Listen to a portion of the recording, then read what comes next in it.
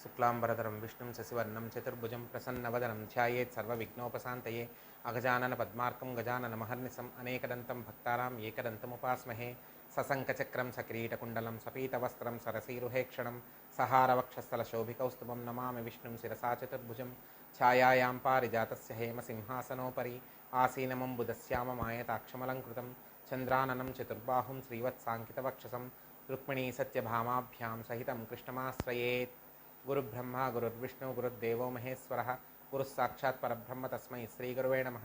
सदाशिवसमारम्भां शङ्कराचार्यमध्यमाम् अस्मदाचार्यपर्यन्तां वन्दे गुरुपरम्परां। श्रीगुरुभ्यो नमः। శ్రీకృష్ణపరమాత్మనే నమో నమః. ఏం చేసింది త్రికూటాచల పర్వతపు అడవుల్లో? చేసిన తరువాత ఏనుగు ఎదురైనటువంటి పరిస్థితి ఏమిటి? దాహం కలిగి ఏం వెతుక్కుంది? చెరువులోకి దిగింది. చెరువులోకి దిగిన ఏనుగు నీరు తాగి వదిలేయకుండా చెరువు మొత్తాన్ని చిందరవందర చేసేసి చాలా అల్లకల్లోలం సృష్టిస్తే ఆ అల్లకల్లోలం వల్ల ఆ చెరువులో ఉన్నటువంటి జీవాలన్నీ కూడా బెదరిపోయాయి. ఆ బెదరిపాటుని గ్రహించినటువంటి ఆ చెరువులో ఉన్నటువంటి ఒక పెద్ద మొసలి ఈ ఏనుగుకి సరైనటువంటి ఒక గుణపాఠాన్ని నేర్పించాలనేటటువంటి ఉద్దేశ్యంతో ఏనుగుని శిక్షించాలనేటటువంటి ఉద్దేశ్యంతో కాలు పట్టుకుని లాగుతుంది ఆ చెరువులోకి. ఏనుగు ప్రతిఘటించడం మొదలు పెడుతుంది. తనను తాను రక్షించుకునే ప్రయత్నం చేస్తుంది. ఆత్మవిశ్వాసంతో చాలా ప్రయత్నిస్తుంది, కానీ కుదరకపోగా తరువాత నెమ్మదిగా ఆలోచించడం మొదలు పెడుతుంది. తన బలం తగ్గిపోవడం మొదలు పెడుతుంది. ఏనుగు యొక్క బలం తగ్గిపోవడం మొదలు పెడుతుంది. ఎందుకంటే మొదటి నుంచి అనుకుంటున్నదే కదా, ఇలబల సంపన్న వృత్తి ఏనుగు గున్నల్. ఏనుగుకి భూమి మీద బలం, మొసలికి నీళ్లల్లో బలం. మొసలి నీళ్లల్లో ఉంది, ఏనుగు కూడా నీళ్లల్లోనే ఉంది. నీళ్లల్లో ఉంటే జారిపోతుంది. ఏనుగు యొక్క శరీరాకృతి వల్ల, ఏనుగు యొక్క శరీర నిర్మాణం అలా ఉండడం వల్ల, భారీ కాయం వల్ల ఆ ఏనుగు అలా జారిపోతూ ఉంటుంది. జారిపోవడం వల్ల పట్టు ఉండదు, కాబట్టి సరిగ్గా ప్రతిఘటించడం కుదరదు. సరిగ్గా పోరాడలేకపోతుంది, బలం కోల్పోతోంది. మొసలి తన స్థానంలో తనే ఉంది కాబట్టి తన యొక్క బలాన్ని ఇంకాస్త రెట్టింపుగా చేసుకుని పోరాడడం మొదలుపెట్టింది. ఏనుగు బలం తగ్గిపోవడం మొదలుపెట్టింది. అప్పుడు మొదలుపెట్టింది ఏనుగు ఆలోచించడం మొదలుపెట్టింది. ఏమని? నా బలం తగ్గిపోతోంది, నన్ను అసలు కాపాడేవాడు ఎవడైనా ఉన్నాడా? ఎవరైనా వచ్చి నన్ను కాపాడతారా? అసలు నా బలం తగ్గిపోతోంది కదా, ఎలాగా? ఇప్పుడు ఏం చెయ్యాలి? ఎవరు కాపాడతారు? యోగులను రక్షించేవాడెవరు? ఇంకొకళ్ళని రక్షించేవాడెవరు? పరమ దీనులను రక్షించేవాడెవరు? ఇలా వెతుక్కోవడం పెట్టింది. ముక్కోటి దేవతలందరూ కూడా అలా నించుని, ఆకాశంలో నించుని చూస్తున్నారు. అసలు ఎవరిని పిలుస్తోంది ఏనుగు? ఒక పేరు చెప్పి పిలవట్లేదే. ఒక పేరు చెప్పి పిలిస్తే క్లియర్గా తెలుస్తుంది, ఫలానా వాళ్ళని పిలుస్తున్నారు, నేను పరిగెట్టాలి అని చెప్పి క్లియర్గా తెలుస్తుంది. కానీ క్యారెక్టరిస్టిక్స్, తన యొక్క గుణగణాలు, ఆ దైవం యొక్క గుణగణాలు ఏ తరహాలో అయితే తను ఊహించుకుంటుందో ఆ గుణగణాలను మాత్రమే చెప్పు వదిలేస్తోంది ఏనుగు ప్రతిసారి. కలుగడేనా పాలి కలిమి సందేహింప కలిమిలేములు లేక కలుగువాడు, నా కడ్డ పడరాడే నలిన సాధుల చేబడెడు సాధుల కడ్డ పడెడువాడు, చూడడే నా పాటు చూపులం చూడక చూచువారల కృప చూడువాడు, లీలతో నా మొరాలింపడే. ఇక్కడ ఈ లైన్ గుర్తుపెట్టుకోండి. లీలతో నా మొరాలింపడే మొరగుల మొరలెరుంగుచు తన్ను మొరగువాడు, అఖిల రూపుల తన రూపమైనవాడు, ఆది మధ్యాంతములు లేక ఎడరువాడు, భక్తజనముల దీనుల పాలివాడు, వినడే చూడడే తలపడే వేగరాడే. ఈ వేగరాడే ఆఖరి లైను. లీలతో నా మొరాలింపడే మొరగుల మొరలెరుంగుచు తన్ను మొరగువాడు. ఉన్న పళంగా తను ఏ స్థితిలో ఉంటే, తను ఎటువంటి పరిస్థితుల్లో ఉన్నా సరే పరిగెత్తుకొచ్చేవాడెవడున్నాడు? అలా రావాలి, పరిగెత్తుకు రావాలి. అటువంటి వాడు రావాలి. వేగరాడే వెంటనే రావాలి. ఆలోచిస్తూ కూర్చుని నేను తర్వాత వస్తాను, అప్పుడా ముహూర్తం చూసుకుని రావడం ఇదంతా కుదరదు. పిలిచిన వెంటనే వేగ రావాలంటే వెంటనే రావాలి. ఇలా అనింది. తర్వాత పూర్తి శరణాగతి చేసేసింది. నా వల్ల కావడం లేదు, నువ్వు తప్ప వేరే దిక్కు లేదు అని చెప్పి పరిపూర్ణమైనటువంటి శరణాగతి చేసింది ఏనుగు. ఎటువంటి శరణాగతి చేసింది? లావొక్కింతయు లేదు ధైర్యంబు విలోలంబయ్యే ప్రాణంబుల్ టావుల్ దప్పెను మూర్ఛవచ్చే శ్రమం తనువుండస్యన్ శ్రమం బయ్యడిన్ నీవే తప్పని తప్పరం బెరుగ మన్నింపదగున్ దీనునిన్ రావే ఈశ్వర కావవే వరద సంరక్షించు భద్రాత్మక అని చెప్పి పూర్తిగా నా వల్ల కావడం లేదు, నువ్వు తప్ప నాకు ఇంకెవరూ తెలియదు. ఆ నువ్వు ఎవరు చెప్పింది, ఆ నువ్వు ఎవరో, ఇలా రావాలి, అందరినీ కాపాడేవాడు, ఎప్పుడూ అన్నిటినీ రక్షించేవాడు, ఆది మధ్యాంతలయములు లేనివాడు, అసలు ఎవరైనా పిలిస్తే ముందు వెనక చూసుకోకుండా పరిగెత్తుకొచ్చేవాడు, ఇన్ని రకాలైనటువంటి గుణగణాలు ఉన్నవాడు రావాలి. ఆయన తప్ప ఆ వచ్చే ఈ గుణగణాలున్న వాళ్ళు, ఈ గుణగణాలన్నీ ఉన్నటువంటి వాడు తప్ప నన్నెవరూ కాపాడలేరు, అటువంటి వాడు రావాలి. నాకు ఓపిక అయిపోయింది, రాక తప్పదు, నేను పూర్తిగా నా శక్తి అయిపోయింది స్వామి, నా వల్ల కావడం లేదు, నువ్వు రావాల్సిందే అని చెప్పి, ఓ కమలములకు ఆప్తుడా, కమలాలతో సంబంధము బాంధవ్యము ఉన్నటువంటి వాడా, కమలాప్తుడా అని చెప్పి ఒక చిన్న క్లూ ఇచ్చి వదిలింది. ఓ కమలాప్త, ఓ వరద, ఓ ప్రతిపక్ష విపక్ష దూర కుయ్యో కవి యోగీంద్రవంజ సుగుణోత్తమ, యో శరణాగతామరానోక, ఓ మునీశ్వర మనోహర, ఓ విమల ప్రభు, రావే కరుణింపవే తలపవే శరణార్థిని నన్ను కావవే. మొదటి లైన్లోనే చెప్పేసింది కమలాలకి ఆప్తుడా. కమలాలకు ఆప్తుడు ఎవరు? అన్ని రకాలైనటువంటి కమలాలకి ఆప్తుడు ఎవరు? కమల సంభవుడు, కమలాక్షి, కమలాల పానుపు, ఇవన్నీ ఎవరి చుట్టూ తిరుగుతున్నాయి? శ్రీ మహావిష్ణువు చుట్టూ తిరుగుతున్నాయి. ఇక్కడ వరకు మనం చెప్పుకున్నాం. కానీ ఇక్కడ ఏం జరిగిందంటే, పోతన గారికి రాయడం బాగానే ఉందిరా, రాసేసాము, నేను వ్యాసులు వారు కూడా ఇద్దరం బాగానే రాసేసాము భాగవతంలో. మొరగులెరుంగుచు తన్ను మొరగువాడు, ఎవరైనా స్వామి రక్షించు అని చెప్తే ఆయన ఉన్న ప్రదేశము, ఆయన ఉన్నటువంటి పరిస్థితి, ఆయన ఎవరితో ఉన్నాడు, ఏ సందర్భంలో ఉన్నాడు అనేది కూడా పట్టించుకోకుండా వచ్చేస్తాడు. అసలు అది ఎలా వస్తాడురా అని చెప్పి తలబాదుకోవడం మొదలుపెట్టాడు. ఆయన ఆలోచించడం మొదలుపెట్టాడు పోతనామాచ్యుల వారు. ఆ ఆలోచన ఎంత దూరం వెళ్ళిందంటే, ఆయనకు అసలు ఒక క్లారిటీ అవరే అవ్వట్లేదు, ఆయన రావలేకపోతున్నాడు, గంట ముందుకు కదలట్లేదు ఆయనకి. పోతన గారు భాగవతం రాయడానికి ఆయనకి గంట ముందుకు కదలట్లేదు. ఎక్కడి నుంచి రావాలి? ఇప్పుడు దేవుడు అనేవాడిని పిలిచింది ఏనుగు, ఆయన అసలు ఎక్కడి నుంచి రావాలి, ఎలా రావాలి, ఎక్కడి నుంచి రావాలి? ఇన్ని కండిషన్లు పెట్టింది, ఇష్టం వచ్చినట్టు రావడానికి వీల్లేదు. ఉన్న పళంగా పరిగెత్తుకు రావాలి. ఓ గరళకంఠ అని పిలవలేదు, ఓ గజముఖ అని పిలవలేదు, ఓ షణ్ముఖ అని పిలవలేదు, ఓ చతుర్ముఖ అని లేదు, ఏమీ అనలేదు. ఉన్న పళంగా రావాలి నువ్వు అని కండిషన్ పెట్టింది. అది ఎలా కుదురుతుంది? ఎవరు రావాలి, ఎలా వస్తాడు అని చెప్పి తల పట్టుకుపోయింది. ఆయనకు తలనొప్పి వచ్చేసింది, ఆయన వల్ల కాలేదు, గంట ముందుకు కదలట్లేదు, కావ్యం ముందుకు కదలట్లేదు. చాలా ఆలోచిస్తున్నాడు పోతన గారు. ఇలా కాదురా, కాసేపు మనం ఆలోచించుకోవాలని చెప్పి ఆ కావ్యాన్ని, ఘంటాన్ని, తాటాకులని అలా పెట్టేసేసి బయటికి వెళ్ళిపోయాట. ఇది ఒక కథనం, ఇది ఒక కథనం, 10 మంది చెప్పుకున్నటువంటి కథనం. అటువంటి పరిస్థితుల్లో ఎవరికైతే ఈ భాగవతాన్ని, శ్రీ మహాభాగవతాన్ని అంకితమిచ్చాడో ఆ రాములవ ఆయనే కదా ప్రేరేపించింది. భాగవతాన్ని రాయవయ్యా అని ప్రేరేపించింది ఆయనే. మొట్టమొదటి రోజున మనం చెప్పుకున్న పద్యం ఒకసారి గుర్తు తెచ్చుకోండి. మెరుగు చెంగటనున్న మేఘంబు కైవడి నువ్వుది చెంగటనుండ నొప్పువాడు, వల్లీయుతమాల వసుమతీజము భంగి పలువల్లు వీపున మొరగువాడు అని చెప్పి, వీపున చేత్తో ధనువు పట్టుకుని పక్కన ఒక మెరుపు తీగ లాంటి అమ్మవారిని పెట్టుకుని, నాకు ఒక చిన్న మూర్తి కనిపించింది లీలగా అంటే ఇంకెవరు? చేతిలో ధనువును పక్కన అమ్మవారిని పెట్టుకునేది మహానుభావుడు శ్రీరామచంద్రమూర్తి. కాకపోతే ఇంకెవరు కనిపించారు ఆయనకి? శ్రీరామచంద్రమూర్తే కనిపించాడు. ఆ శ్రీరామచంద్రమూర్తే ఈయనకి పాపం గంట ముందు కదలకపోయేసరికి, ఎక్కడా కూడా ఆయనకి తేలకపోయేసరికి పాపం ఆయన కదిలొచ్చేట అంటారు అందరూ. కదిలొచ్చేట, కదిలొచ్చి ఆయన పూరించాట ఒక పద్యాన్ని. ఈయనకు సహాయం చేయడం కోసం ఆయన పూరించాట. ఎందుకు పూరించాడు ఆ పద్యాన్ని? ఆయన ఎందుకు పూరించాడు? మరి అసలు ఎక్కడి నుంచి కదలాలి అనేది ఈయనకు తెలియట్లేదు. ఎక్కడి నుంచి కదలాలో కదిలేవాడికి తెలుస్తుంది, అంతే కదా. ఇప్పుడు నీ ఇల్లు ఎలా ఉంటుందో నీకు తెలుస్తుంది, నీ పడగ్గది ఎలా ఉంటుందో నీకు తెలుస్తుంది, నీ పూజాగృహం ఎలా ఉంటుందో నీకు తెలుస్తుంది. అంతేగాని ఎక్కడో హైదరాబాద్లో ఉన్న నీ ఇంటి గురించి, నీ పడగ్గది గురించి, నీ పూజాగృహం గురించి ఎక్కడో అమెరికాలో కానీ ఇంకొక చోట కానీ వైజాగ్లో ఉన్న వాళ్ళకి కానీ తెలియని వాళ్ళకి ఎలా తెలుస్తుంది? తెలియదు కదా. అవునా కాదా? తెలియదు కదా.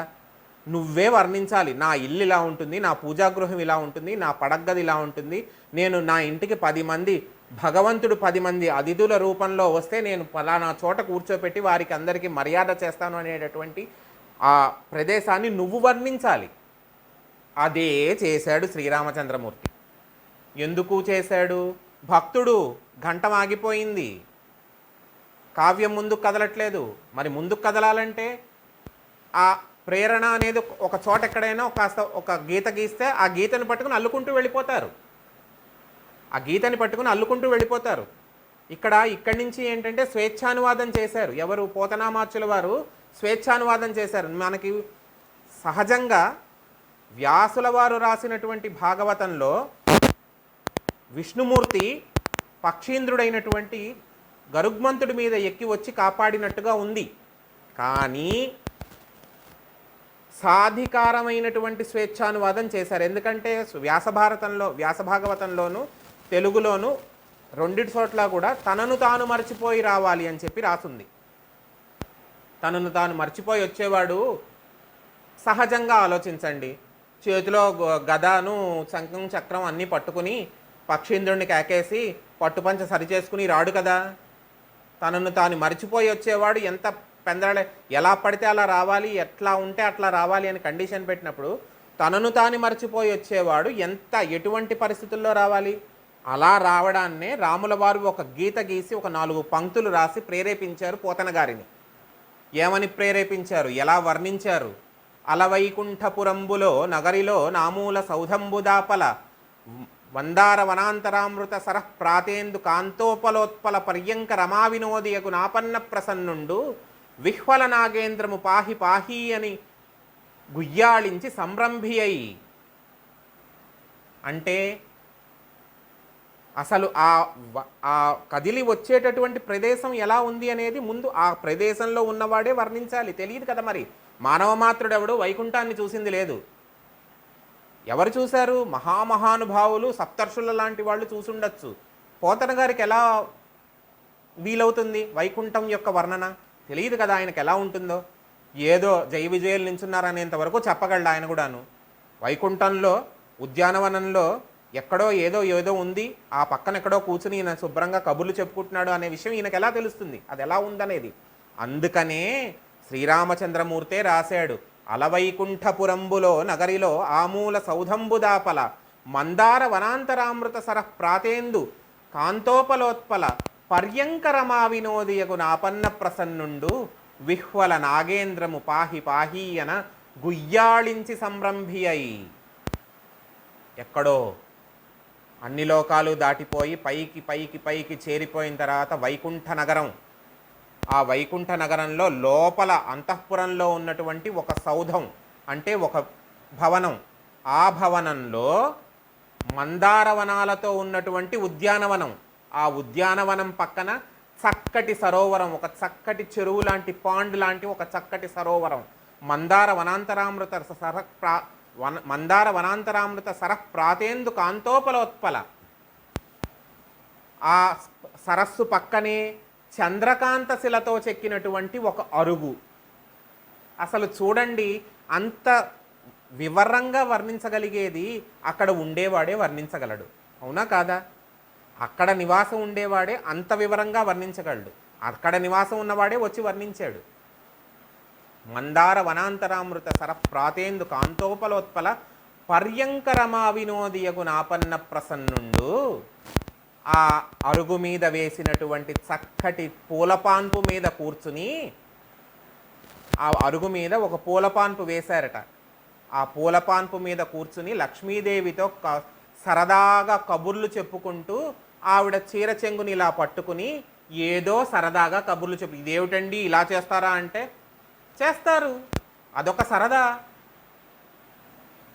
పర్యంకరమా వినోదియకు నాపన్న ప్రసన్నుండు పాహి పాహి అని గుయ్యాళించి సంభ్రమ. అదేమిటండి అంత వివరిస్తారా అంటే మనం లౌకికంగా మాట్లాడుకుందాం, చాలా సింపుల్గా లౌకికంగా మాట్లాడుకుందాం. కొత్తగా పెళ్ళైన జంట, 16 రోజుల పండగ కూడా కాలేదు, తెల్లవారితే 16 రోజుల పండగ. సరదాగా ఇంట్లో ఉండాల్సిన బంధువులు కొంతమంది ఉన్నారు, ఈ కొత్త పెళ్లి కొడుకు పెళ్లి కూతురు చక్కగా భోజనాలు అయిపోయాయి. మండువాలోగిలిల్లు వెనకాల పెరట్లో జాజిపందిరి దగ్గర కాసేపు సరదాగా కూర్చుని కబుర్లు చెప్పుకుందామని చెప్పి ఇద్దరు కూర్చున్నారు.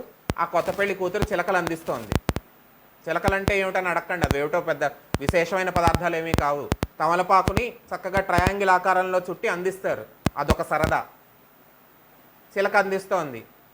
ఆ పెళ్లి కొడుకు సరదాగా కబుర్లు చెప్తున్నాడు, నీకేమి ఇష్టం, నాకు ఇది ఇష్టం, నేను ఇలా ఉంటాను, నువ్వు ఎలా ఉంటావు, ఏదేదో కబుర్లు చెప్పుకుంటున్నారు, కిలకిలా నవ్వుకుంటున్నారు ఇద్దరు కూర్చుని. అవునా?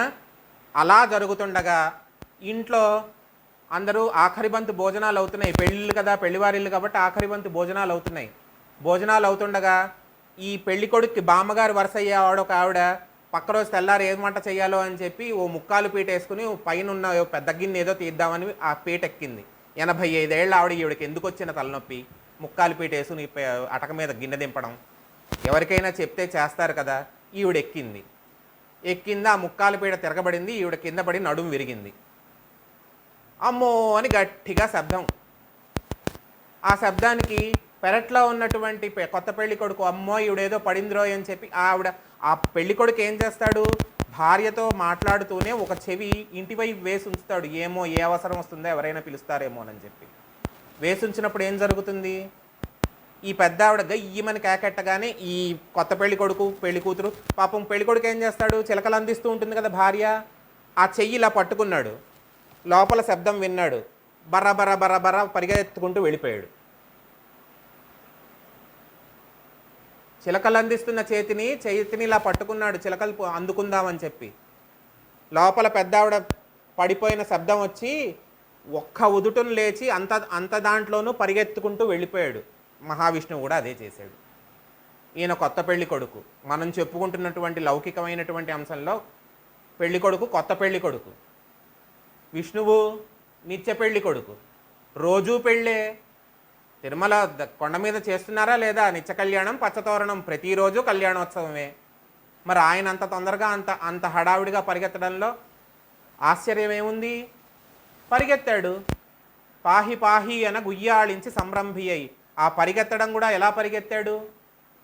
ఈ పద్యం దగ్గర ఏమైందంటే, ఈ పోతన గారు ఈ పద్యం రాసిన రాముల వారి ఈ పద్యం పోతన వారి ఆకారంలో ఆ వేషంలో వచ్చి రాశారట. రాస్తే నది దగ్గరికి వెళ్ళినటువంటి పోతన గారు సంధ్యావందనం చేసుకుని వెనక్కి వచ్చిన తర్వాత ఆయనకు కూడా ఇదే పద్యం స్ఫురణలోకి వచ్చిందట. ఇలా రాస్తే బాగుంటుంది కదా అని చెప్పి, ఇలా రాస్తే బాగుంటుంది కదా అని వచ్చి చూసుకుంటే కూర్చోగానే, అదేమిటి నాన్న ఇందాకొచ్చి రాసావు కదా నువ్వు మళ్ళీ రాస్తున్నావు ఏంటని పోతన గారు కూతురు అడిగిందట, కమలాంబ. ఆ అమ్మాయి అడిగిందట, అదేమిటి నాన్న ఇందాక రాసేసావు కదా అంటే, నేను రాశానా, నేను ఎప్పుడు రాశానమ్మా అని చెప్పి అని ఆశ్చర్యపోతే, లేదు నాన్న గుర్తొచ్చిందమ్మా దారిలో ఉండగా, నేను అలా చెరువు దగ్గరికి సంధ్యావందనానికి వెళ్తుంటే దారిలో ఉండగా గుర్తొచ్చిందమ్మా నాకు అని చెప్పి, నువ్వే కదా నాన్న వచ్చి రాసావు అంటే ఆయనకు అర్థమైందట. వచ్చి రాసినది ఎవరో ఆయనకు అర్థమైంది. ధన్యాత్మురాలు అమ్మా నువ్వు, రాముల వారి దర్శనం నీకయింది, ఆయనకు అంకితం చేసిన కావ్యాన్ని ఆ దర్శన భాగ్యం ఇంకా నాకు కలగలేదు అని చెప్పి అనుకున్నట్టు ఆయన. ఇలా వైకుంఠ నగరాన్ని, వైకుంఠ నగరంలో ఉన్నటువంటి ఉద్యానవనాన్ని, ఉద్యానవనం పక్కన ఉన్నటువంటి ఆ సరస్సుని, సరస్సు పక్కన ఉన్నటువంటి చంద్రకాంత శిల మీద ఉంచినటువంటి పాన్పు అంటే ఒక మంచం, పాన్పు మీద కూర్చున్నటువంటి స్వామిని, అమ్మవారిని ఇద్దరిని చూపించి పద్య రూపంలో ఇప్పుడు ఆయన ఎలా కదిలాడో చెప్తున్నాడు. ఎలా కదిలాట ముందు మీరు అది గుర్తుపెట్టుకోండి. మొరగుల మొరలెరుంగుచు తన్ను మొరగువాడు, మొరగుల మొరలెరుంగుచు తన్ను మొరగువాడు, తలపడే రాడే వేగరాడే అని చెప్పి అన్నాడా? ఏనుగు ఆ మాటే కదా అన్నది. తనను తాను మర్చిపోయి రావాలి. ఉన్న పళంగా ఏ పరిస్థితిలో ఉన్నా సరే తనను తాను మర్చిపోయి రావాలి. వచ్చాడు అలానే. భక్త సులభత్వము అంటే అదే. భక్తుడు ఒక కండిషన్ పెట్టాడు, ఉన్న పళంగా రావాల్సిందే. ఇష్టం వచ్చినట్టు నువ్వు పిలిచావు కాబట్టి ఆగవయ్యా కాస్త జుట్టు సరి చేసుకొస్తాను, శంఖం పట్టుకొస్తాను, చక్రం పట్టుకొస్తాను, అక్కడ ప్రదర్శించాలి కదా అంటే కుదరదు. అవన్నీ నువ్వు చూసుకోది, అది నీ ప్రాబ్లం. నేను పిలిచినప్పుడు నువ్వు రావాలి. అలాగే వచ్చాడు. ఎలా వచ్చాడు? సిరికింజప్పడు శంఖచక్రయుగమున్ చేదో ఈ సంధింపడే పరివారంబును చీరడభ్రకపతిని మన్నింపడు ఆకర్ణికాంత రథంబిల్లము చక్కనొత్తడు వివాద ప్రోద్దిత శ్రీకుచోపరి చేలాంచలమైన వీడడు గజప్రాణావనోత్సాహి అయి. సిరికించప్పడు. లక్ష్మీదేవి, సిరి అంటే ఎవరు? లక్ష్మీదేవి. సిరికింజప్పడు శంఖ చక్ర యుగమున్ చేదోయి సంధింపడు. విష్ణుమూర్తి జనరల్గా మనకి విశ్వరూప దర్శనం కానీ మహారూప దర్శనం కానీ చేసినప్పుడు సహజంగా మనం ఆయన ఎలా చూస్తాం? శంఖము చక్రము, శంఖచక్ర యుగమున్ చేదోయి సంధింపడు ఏ పరివారంబును చీరడు. ఆయన వెళ్ళేటప్పుడు కొంతమంది వెళ్తారు. ఎటువంటి వాళ్ళు వెళ్తాడు? సుదర్శనుడు, విశ్వక్సేనుడు, సర్వసైన్యాధ్యక్షుడు. మన వైకుంఠపురానికి, వైకుంఠ నగరానికి సర్వసైన్యాధ్యక్షుడు, chief of commander, chief of army commander ఎవరు? విశ్వక్సేనుడు. విశ్వక్సేనుడు రక్షకుడు. విశ్వక్సేనుడు, నారదుడు ఇట్లాంటి వాళ్ళందరూ కదులుతారు. ఆయనతో పాటు వెనకాల ఉన్నటువంటి వాళ్ళందరూ కూడా. ఒక రాజుగారు వెళ్ళేటప్పుడు ఎటువంటి ప్రోటోకాల్ వెళ్తుంది? కాన్వాయ్ వెళ్తుందా లేదా? చీఫ్ మినిస్టర్ గారు వెళ్ళేటప్పుడు కాన్వాయ్ వెళ్తోందా? గవర్నర్ గారు వెళ్ళేటప్పుడు కాన్వాయ్ వెళ్తోందా?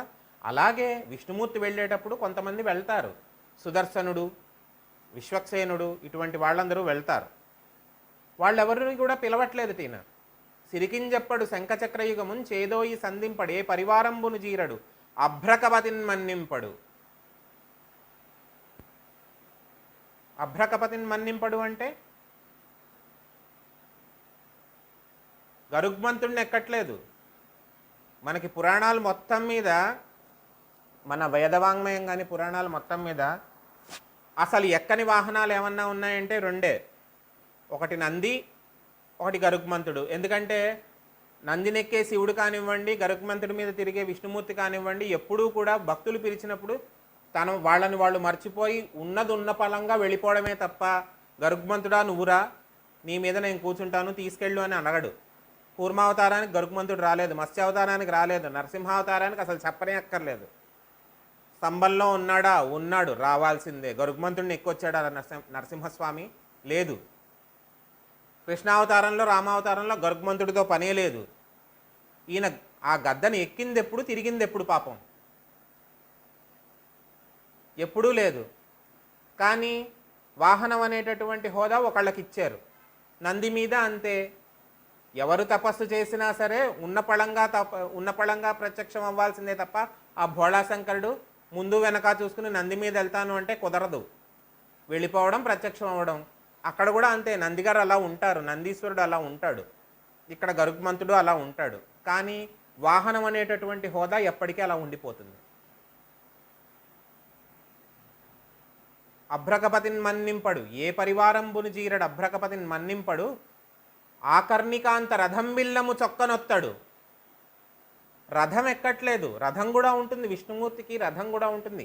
ఆకర్ణికాంత రథం బిల్లము రెడీగా ఉంటాడు. రథం మీద సారథి కూడా పాపం రెడీగా ఉంటాడు. ఎప్పుడు కబురు పెడతాడో ఎక్కించుకుని తీసుకెళ్ళిపోదామని చెప్పి రెడీగా ఉంటాడు విష్ణుమూర్తికి. కానీ ఆ రథం కూడా ఎక్కలేదుట. ఆకర్ణికాంత రథం బిల్లము చొక్కనొత్తడు వివాద ప్రోద్ధిత శ్రీకుచోపరి చేలాంచలమైన వీడడు. సరదాగా కూర్చుని ఆ చంద్రకాంత శిల మీద కూర్చుని, పక్క మీద పూలపాన్పు మీద కూర్చుని లక్ష్మీదేవితో సరదాగా మాట్లాడుకుంటున్నట్ట.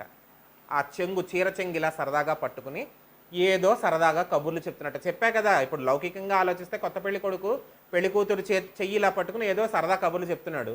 ఈయన చెంగు పట్టుకుని చెప్తున్నాడు, కొంగు అమ్మవారి చీర కొంగు పట్టుకుని కబుర్లు చెప్తున్నాడు. వివాద ప్రోద్ధిత. వివాదము అంటే ఏమిటి? వివాదం అంటే అదేమన్నా గొడవ కాదు, ప్రణయ కలహం. సరదాగా ఆట పట్టించరా ఎవరు? దానికి కూడా ఈగో అడ్డొచ్చింది, నా యాటిట్యూడ్ దెబ్బతినింది అంటే మాత్రం మీ కర్మ, మీకు అలా అర్థం చేసుకోవడం చేత కాలేదని అనుకునేవాడిని అనాలి. నా యాటిట్యూడ్కి నేను ఎవరన్నా ఏదన్నా ఆట పట్టిస్తే నేను ఊరుకోనండి. You don't have that humour and that sense. Very sorry for that. సరదాగా ఆట పట్టించడం అవన్నీ కూడా ఉంటాయి. దంపతుల మధ్యనే కాదు, అందరు మనుషులు, అన్నదమ్ముల మధ్య ఉంటుంది, అక్క చెల్లెళ్ళ మధ్య ఉంటుంది, బావమరుదుల మధ్య ఉంటుంది, స్నేహితుల మధ్య ఉంటుంది, అందరిలోనూ ఉంటుంది. గట్టిగా మాట్లాడితే ఒక బాబాయ్ గారికి ఒక కొడుక్కి, అన్నగారు అబ్బాయికి బాబాయ్ గారికి మధ్యన ఉంటుంది. ఎందుకంటే ఆ పరిస్థితి నాకు ఉంది కాబట్టి మా బాబాయిలతో నేను చాలా సరదాగా మాట్లాడతాను. ఉంటుంది సరదాగా సరసంగా మాట్లాడుకోవడం. దాన్ని కూడా తప్పట్టుకున్న యాటిట్యూడ్ దెబ్బతినింది అంటే రిలేషన్ సరిగ్గా చెక్ చేసుకోవాలి. అట్లాంటప్పుడు వివాద ప్రోద్ధిత శ్రీకుచోపరి చేలాంచలమైన వీడడు. అమ్మవారితో కూర్చుని మాట్లాడుతూ సరదాగా పట్టుకున్నటువంటి కొంగు కూడా వదల్లేదట. సిరికింజప్పడు శంఖచక్రైకమున్ చేదో ఈ సంధింపడు, ఏ పరివారంబును జీరడు అభ్రకపతిని మన్నింపడు, ఆకర్ణికాంత రథం బిల్లమును చొక్కనొత్తడు. వివాద ప్రోదిత శ్రీకుచోపరి చేలాంచలమైన వీడడు, గజప్రాణావనోత్సాహ్య. ఆయన టార్గెట్ ఏంటి? ఆయన ఇక్కడ ఫిక్స్ చేసుకున్నటువంటి సంకల్పం ఏంటి? ఏనుగుని రక్షించాలి, అంతే కదా. ఆయన సంకల్పము, ఆయన టార్గెట్ ఏంటి?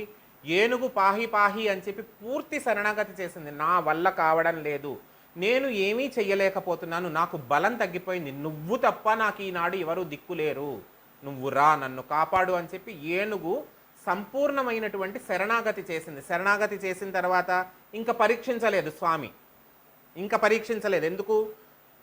సలిపెను పోరొక్క 1000 సంవత్సరములు అని చెప్పి ఎన్ని సంవత్సరాలు చేసిందో, ఎన్ని రోజులు యుద్ధం చేసిందో మొసలితో, తన బలం ఉన్నన్ని రోజులు, తన అహంకారం విరిగే వరకు యుద్ధం చేసింది. చేసినన్ని రోజులు పిలవలేదు, పిలవనంత వరకు ఈయన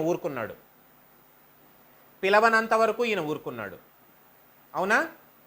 చేసినన్ని రోజులు యుద్ధం చేసింది, బలం కోల్పోయిన తర్వాత పిలిచింది, పిలిచే వరకు ఈయన ఊరుకున్నాడు. పిలిచిన తరువాత వెళ్ళి తీరాలి. తండ్రి జగన్నాథుడు, జగజ్జనకుడు, వెళ్ళి తీరాల్సిందే. గజప్రాణ అవనోత్సాహి అయి ఏనుగును రక్షించాలనేటటువంటి ఏకైక లక్ష్యంతో కదిలి వెళ్ళిపోయాడు స్వామి. ఆయన వెంట, ఆయన నోటెంట ఒక్క మాట కూడా రాకుండా పరిగెత్తుకుంటూ వెళ్ళిపోతున్నారు వైకుంఠంలో ఉన్నటువంటి వాళ్ళందరూ కూడాను. మొత్తం అందరూ టపటపటప వెళ్ళిపోతున్నారు. ఏమిట్రా, ఎందుకు ఇలా వెళ్ళిపోతున్నారు అసలు అర్థం కావట్లేదు జనాలకి. తన వెంటన్ సిరి లచ్చి వెంట నవరోధవ్రాతమున్, దాని వెంక పక్షీంద్రుడును, వాని వెంట ధనుష్కౌమోదకి శంఖచక్ర నికాయంబును, నారదుండును ధ్వజనీకాంతుడు, రా వచ్చిరొయ్యన వైకుంఠపురంబునంగొలువ వారలాబాల గోపాలమున్. ఎటువంటి రకంగా వెళ్తున్నారట? లక్ష్మీదేవి, విష్ణుమూర్తి అలా చెంగు పట్టుకుని అలా అలా అలా వడివడిగా అడుగులు వేసుకుంటూ వెళ్ళిపోతూ ఉంటే, లక్ష్మీదేవి వెళ్ళిపోతుంది ఆ చెంగుతో అలా పట్టుకుని ఉన్నటువంటి విష్ణుమూర్తి ఇలా ముందుకు వెళ్ళిపోతుంటే వెనకాల లక్ష్మీదేవి వచ్చేస్తుంది. తెనవంటన్ సిరి లచ్చి వెంట నవరోధ వ్రాతము, లక్ష్మీదేవి వెంట పూర్తి పరివారం వస్తోందిట. పరివారం వస్తూ దాని వెనుక పక్షీంద్రుడును, పక్షీంద్రుడు అంటే గరుగ్మంతుడు వచ్చేస్తున్నాడు. వానిపొంత ధనుష్ కౌమోదకి శంఖచక్ర నికాయంబును. ధనుష్ కౌమోదకి శంఖచక్ర నికాయంబులు అంటే మనకు విష్ణు సహస్రనామంలో ఆఖరణ ఒక శ్లోకం ఉంటుంది. వనమాలి గది సాంగి శంకి చక్రీ చనందకి ఉందా లేదా? శ్రీమాన్ నారాయణో విష్ణుర్వాసుదేవోభిరక్షతు. అందులో ఏమిటి? స్వామివారి ఆయుధాల పేర్లు వనమాలి గది సాంఘి శంకి చక్రీ చనందకి, శ్రీమాన్ నారాయణో విష్ణుర్వాసుదేవోభిరక్షతు. ధనువు అంటే ధనుస్సు పేరేంటి? స్వామివారి యొక్క ధనుస్సు. విల్లు పేరేమిటి? శాంఘము. గుర్తుపెట్టుకోండి అందరూ, శాంగము. కౌమోదకి అంటే స్వామివారు శ్రీ మహావిష్ణువు చేత ధరించేటటువంటి గదాదండాన్ని శాంగము అంటే ధనుస్సు, కౌమోదకి అంటే గదాదండాన్ని కౌమోదకి అంటారు. అలాగే శంఖము యొక్క పేరేమిటి? పాంచజన్యము. మహావిష్ణువు పూరించేటటువంటి శంఖం యొక్క పేరేంటి? పాంచజన్యము. సుదర్శనము అని పేరుండేటటువంటి చక్రము. ఇవన్నీ కూడా స్వామివారి వెనకాల వెళ్ళిపోతున్నాయి. ఈ పరివారం వెనకాలేమో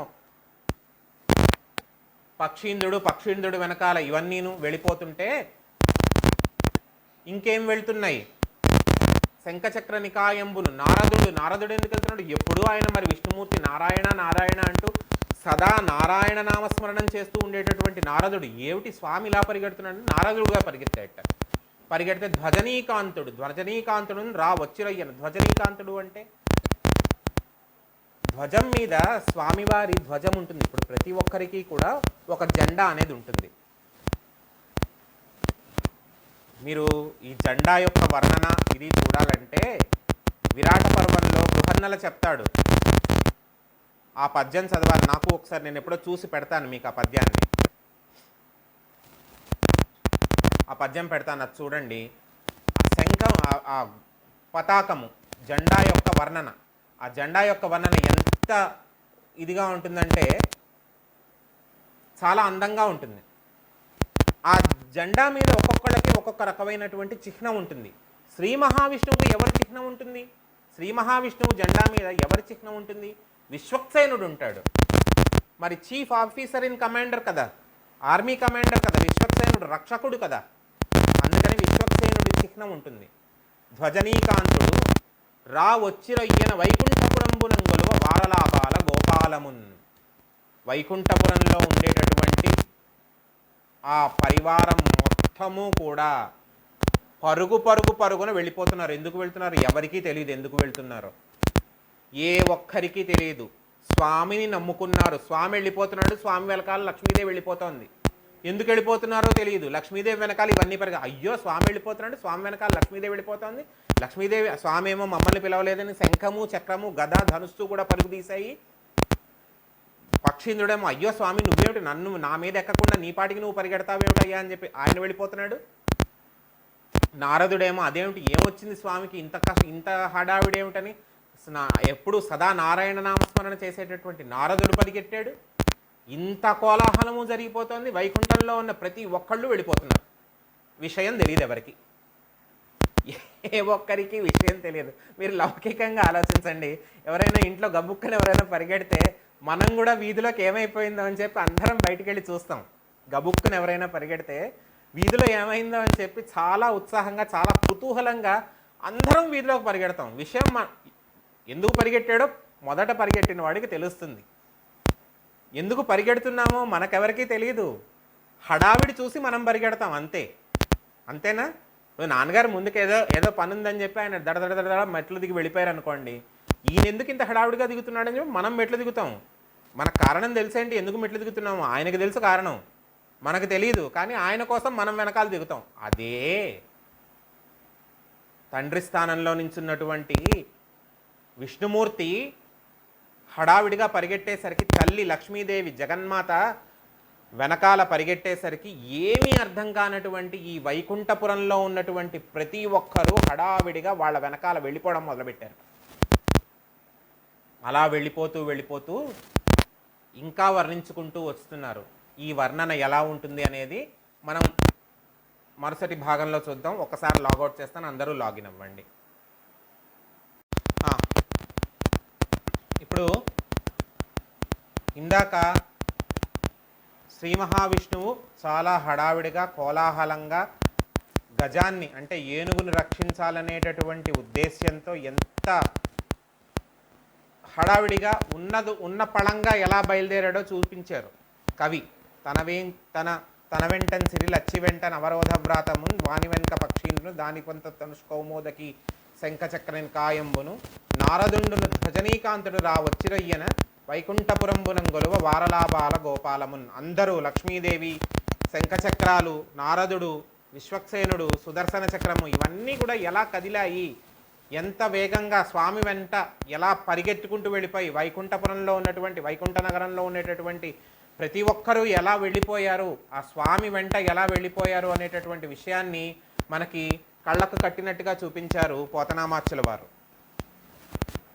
ఇప్పుడు ఈ వీళ్ళల్లో వీళ్ళు మాట్లాడుకుంటున్నారు. ఈ వైకుంఠంలోంచి కదిలి వెళ్ళిపోతున్నటువంటి వాళ్ళందరూ కూడా ఒరే ఆయన పరిగెడుతున్నాడు బాగానే ఉంది, ఆయన వెనకాల మనం పరిగెడుతున్నాం బాగానే ఉంది, అసలు ఆయన ఎందుకు పరిగెడుతున్నాడు, ఆయన వెనకాల మనం ఎందుకు వెళ్తున్నాం, క్లారిటీ లేదు కదా. ఆయన పరిగెడుతున్నాడు, పెద్ద ఆయన బాగానే ఉంది, అసలు ఆయన ఎందుకు పరిగెడుతున్నాడు, ఆగండి కాస్త ఈయన ఎందుకు పరిగెడుతున్నాడు, ఎప్పుడెప్పుడు పరిగెడతాడు మనం ఒకసారి రివ్యూ చేసుకుందాం ఆగండి అని చెప్పి మాట్లాడుకుంటున్నారట. ఏమని మాట్లాడుకుంటున్నారు? తన వేంచేయు పదంబు పేర్కొనడు అనాథ స్త్రీ జనాలాపముల్ వినెనో మృచ్చుల్లిరో ఖలుల్ వేద ప్రపంచంబులన్ ధనుజానీకము దేవతానగరిపై దండెత్తెనో భక్తులంగని చక్రాయుధుడేడి చూపుడని ధిక్కారించిరో దుర్జనుల్. వాళ్ళల్లో వాళ్ళు అనుకుంటున్నారు తన వేంజేయు పదంబు పేర్కొనడు అనాథ స్త్రీ జనాలాపముల్ వినెనో.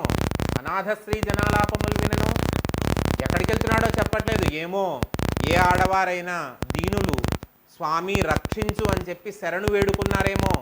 అయ్యిందిగా. మనం అది ముందా ఇది ముందా అనేది పక్కన పెట్టేయండి.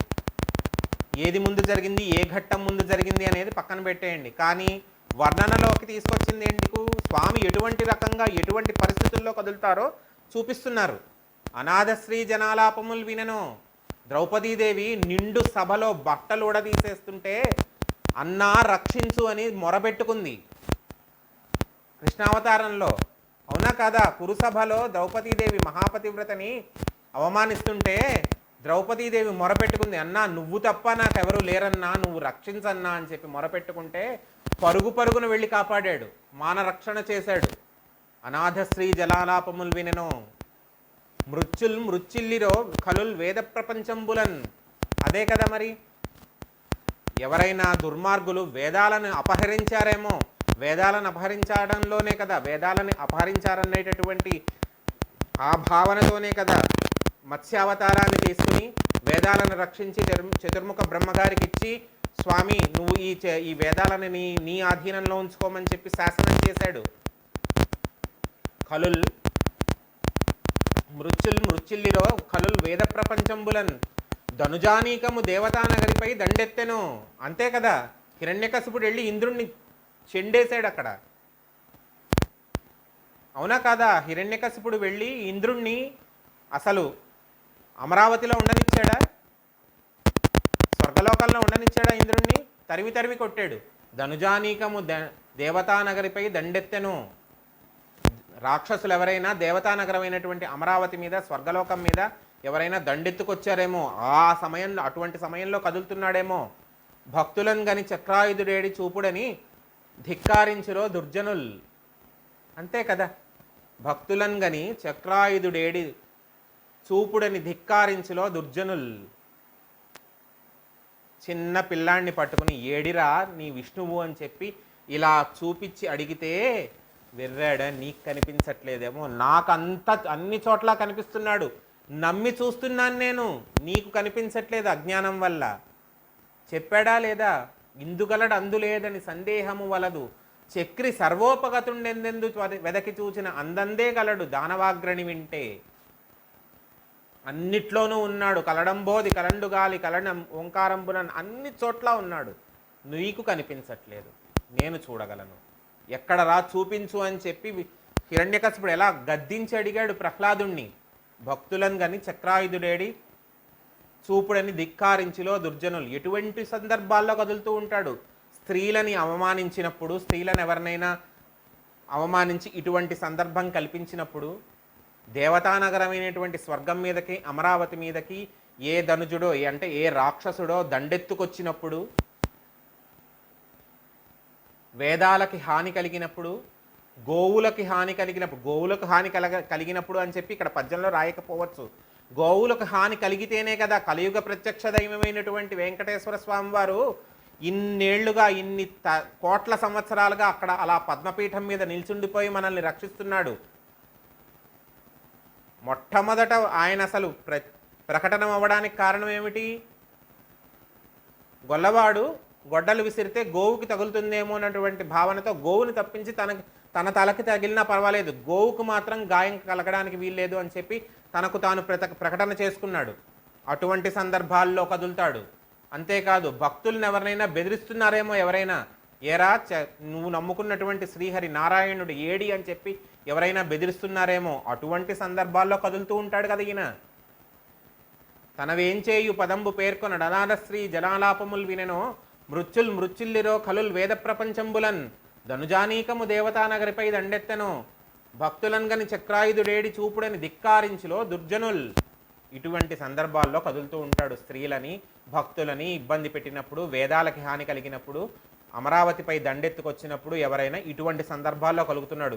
ఇటువంటి సందర్భం ఏమన్నా తటస్థించిందేమో ఇప్పుడు, ఇటువంటి ఇటువంటి పరిస్థితి ఏమన్నా వచ్చిందేమో, అందుకనే పరిగెడుతున్నాడేమో ఈయన. వీళ్ళు మాట్లాడుకుంటున్నారు, అంతా ఊహే కదా. అసలు విషయం తెలిసే వరకు మామూలుగా లోకంలో కూడా మీరు ఒకసారి ఆలోచించండి, నిజం నిగ్గు తేలే వరకు లేదా అసలు విషయం తెలిసే వరకు ఎవరి స్టోరీ వాళ్ళు రాసేసుకుంటారు, ఎవరి స్క్రీన్ ప్లే వాళ్ళు రాసేసుకుంటారు. అసలు విషయం బయటపడే వరకు ఎవరిది వాళ్ళు ఇష్టం వచ్చినట్టు రాసేసుకుంటారు. అసలు విషయం బయటపడిన తర్వాత ఏ ఒక్కరూ నోరెత్తారు. అదే వైకుంఠపురంలో ఉన్నటువంటి వైకుంఠ నగరంలో ఉన్నటువంటి పరివార జనం కూడా ఎవరి ఇష్టానికి వాళ్ళు మాట్లాడుకుంటున్నారు. ఏమో ఇటువంటి సందర్భాల్లో కదులుతాడేమో, అటువంటి పరిస్థితి వచ్చిందేమో, ఇలా కష్టం వచ్చిందేమో, ఇలా కష్టం వచ్చిందేమో, ఇలా జరుగుతోందేమో, ఇలా ఇలా ఇలా ఎవరిష్టానికి వాళ్ళు ఆలోచించుకుంటూ మాట్లాడుకుంటూ వాళ్ళల్లో వాళ్ళు తర్కించుకుంటున్నారు, వాళ్ళల్లో వాళ్ళు ఆలోచించుకుంటున్నారు. ఇక్కడ స్వామివారు వర్ణించారు. స్వామివారంటే మహానుభావుడు, దైవ సమానుడైనటువంటి పోతనామాచుడే వర్ణించాడు. ఏమని ఎలా వెళ్ళిపోతున్నాడు, ముందసలు ఎలా వెళ్ళిపోతున్నాడు? సిరికింజప్పక శంఖచక్రయుగమున్ చేదోయి సంధింపక ఏ పరివారంబును జీరక అభ్రకపతిన్మన్నింపక వివాద ప్రోద్ధిత శ్రీకుచోపరి చేలాంచలమైన వీడక. ఇది అండర్లైన్ చేసుకోండి. అమ్మవారి కొంగు కూడా వదలకుండా పట్టుకుని పరుగు పరుగు పరుగు పరుగును వెళ్ళిపోతున్నాడు. అలా పట్టుకుని వెళ్ళిపోతుంటే అమ్మవారు ఎంత అవస్థపడిందో పోతనామాచుడు వర్ణించాడు, వ్యాసుడు వర్ణించాడు. సంస్కృతంలో వర్ణించింది మనందరికీ అర్థం కాకపోయినా తెలుగు నేల మీద పుట్టినందుకు, తెలుగు వాళ్ళమై బతుకుతున్నందుకు రుణపడిపోయాం మనం పోతనామాచుడికిను, కవిత్రయమైనటువంటి నన్నయ్యకి, తిక్కనకి, ఎర్రాప్రగడికి రుణపడిపోయాం. ఎందుకంటే అంత కమ్మటి పద్యాలతో వివరించారు మనకి. ఏమని వివరించారు? తాటంకాచలనమ్ముతో నటభుజ దంబిల్ల బంధంబుతో శాఠీముక్త కుచంబుతో నధుడ చంచత్కాంతితో శీర్ణ లలాట లేపనంబుతో మనోహరకరాల అగ్నోత్తరీయంబుతో గోటీందు ప్రభతో నురోజభర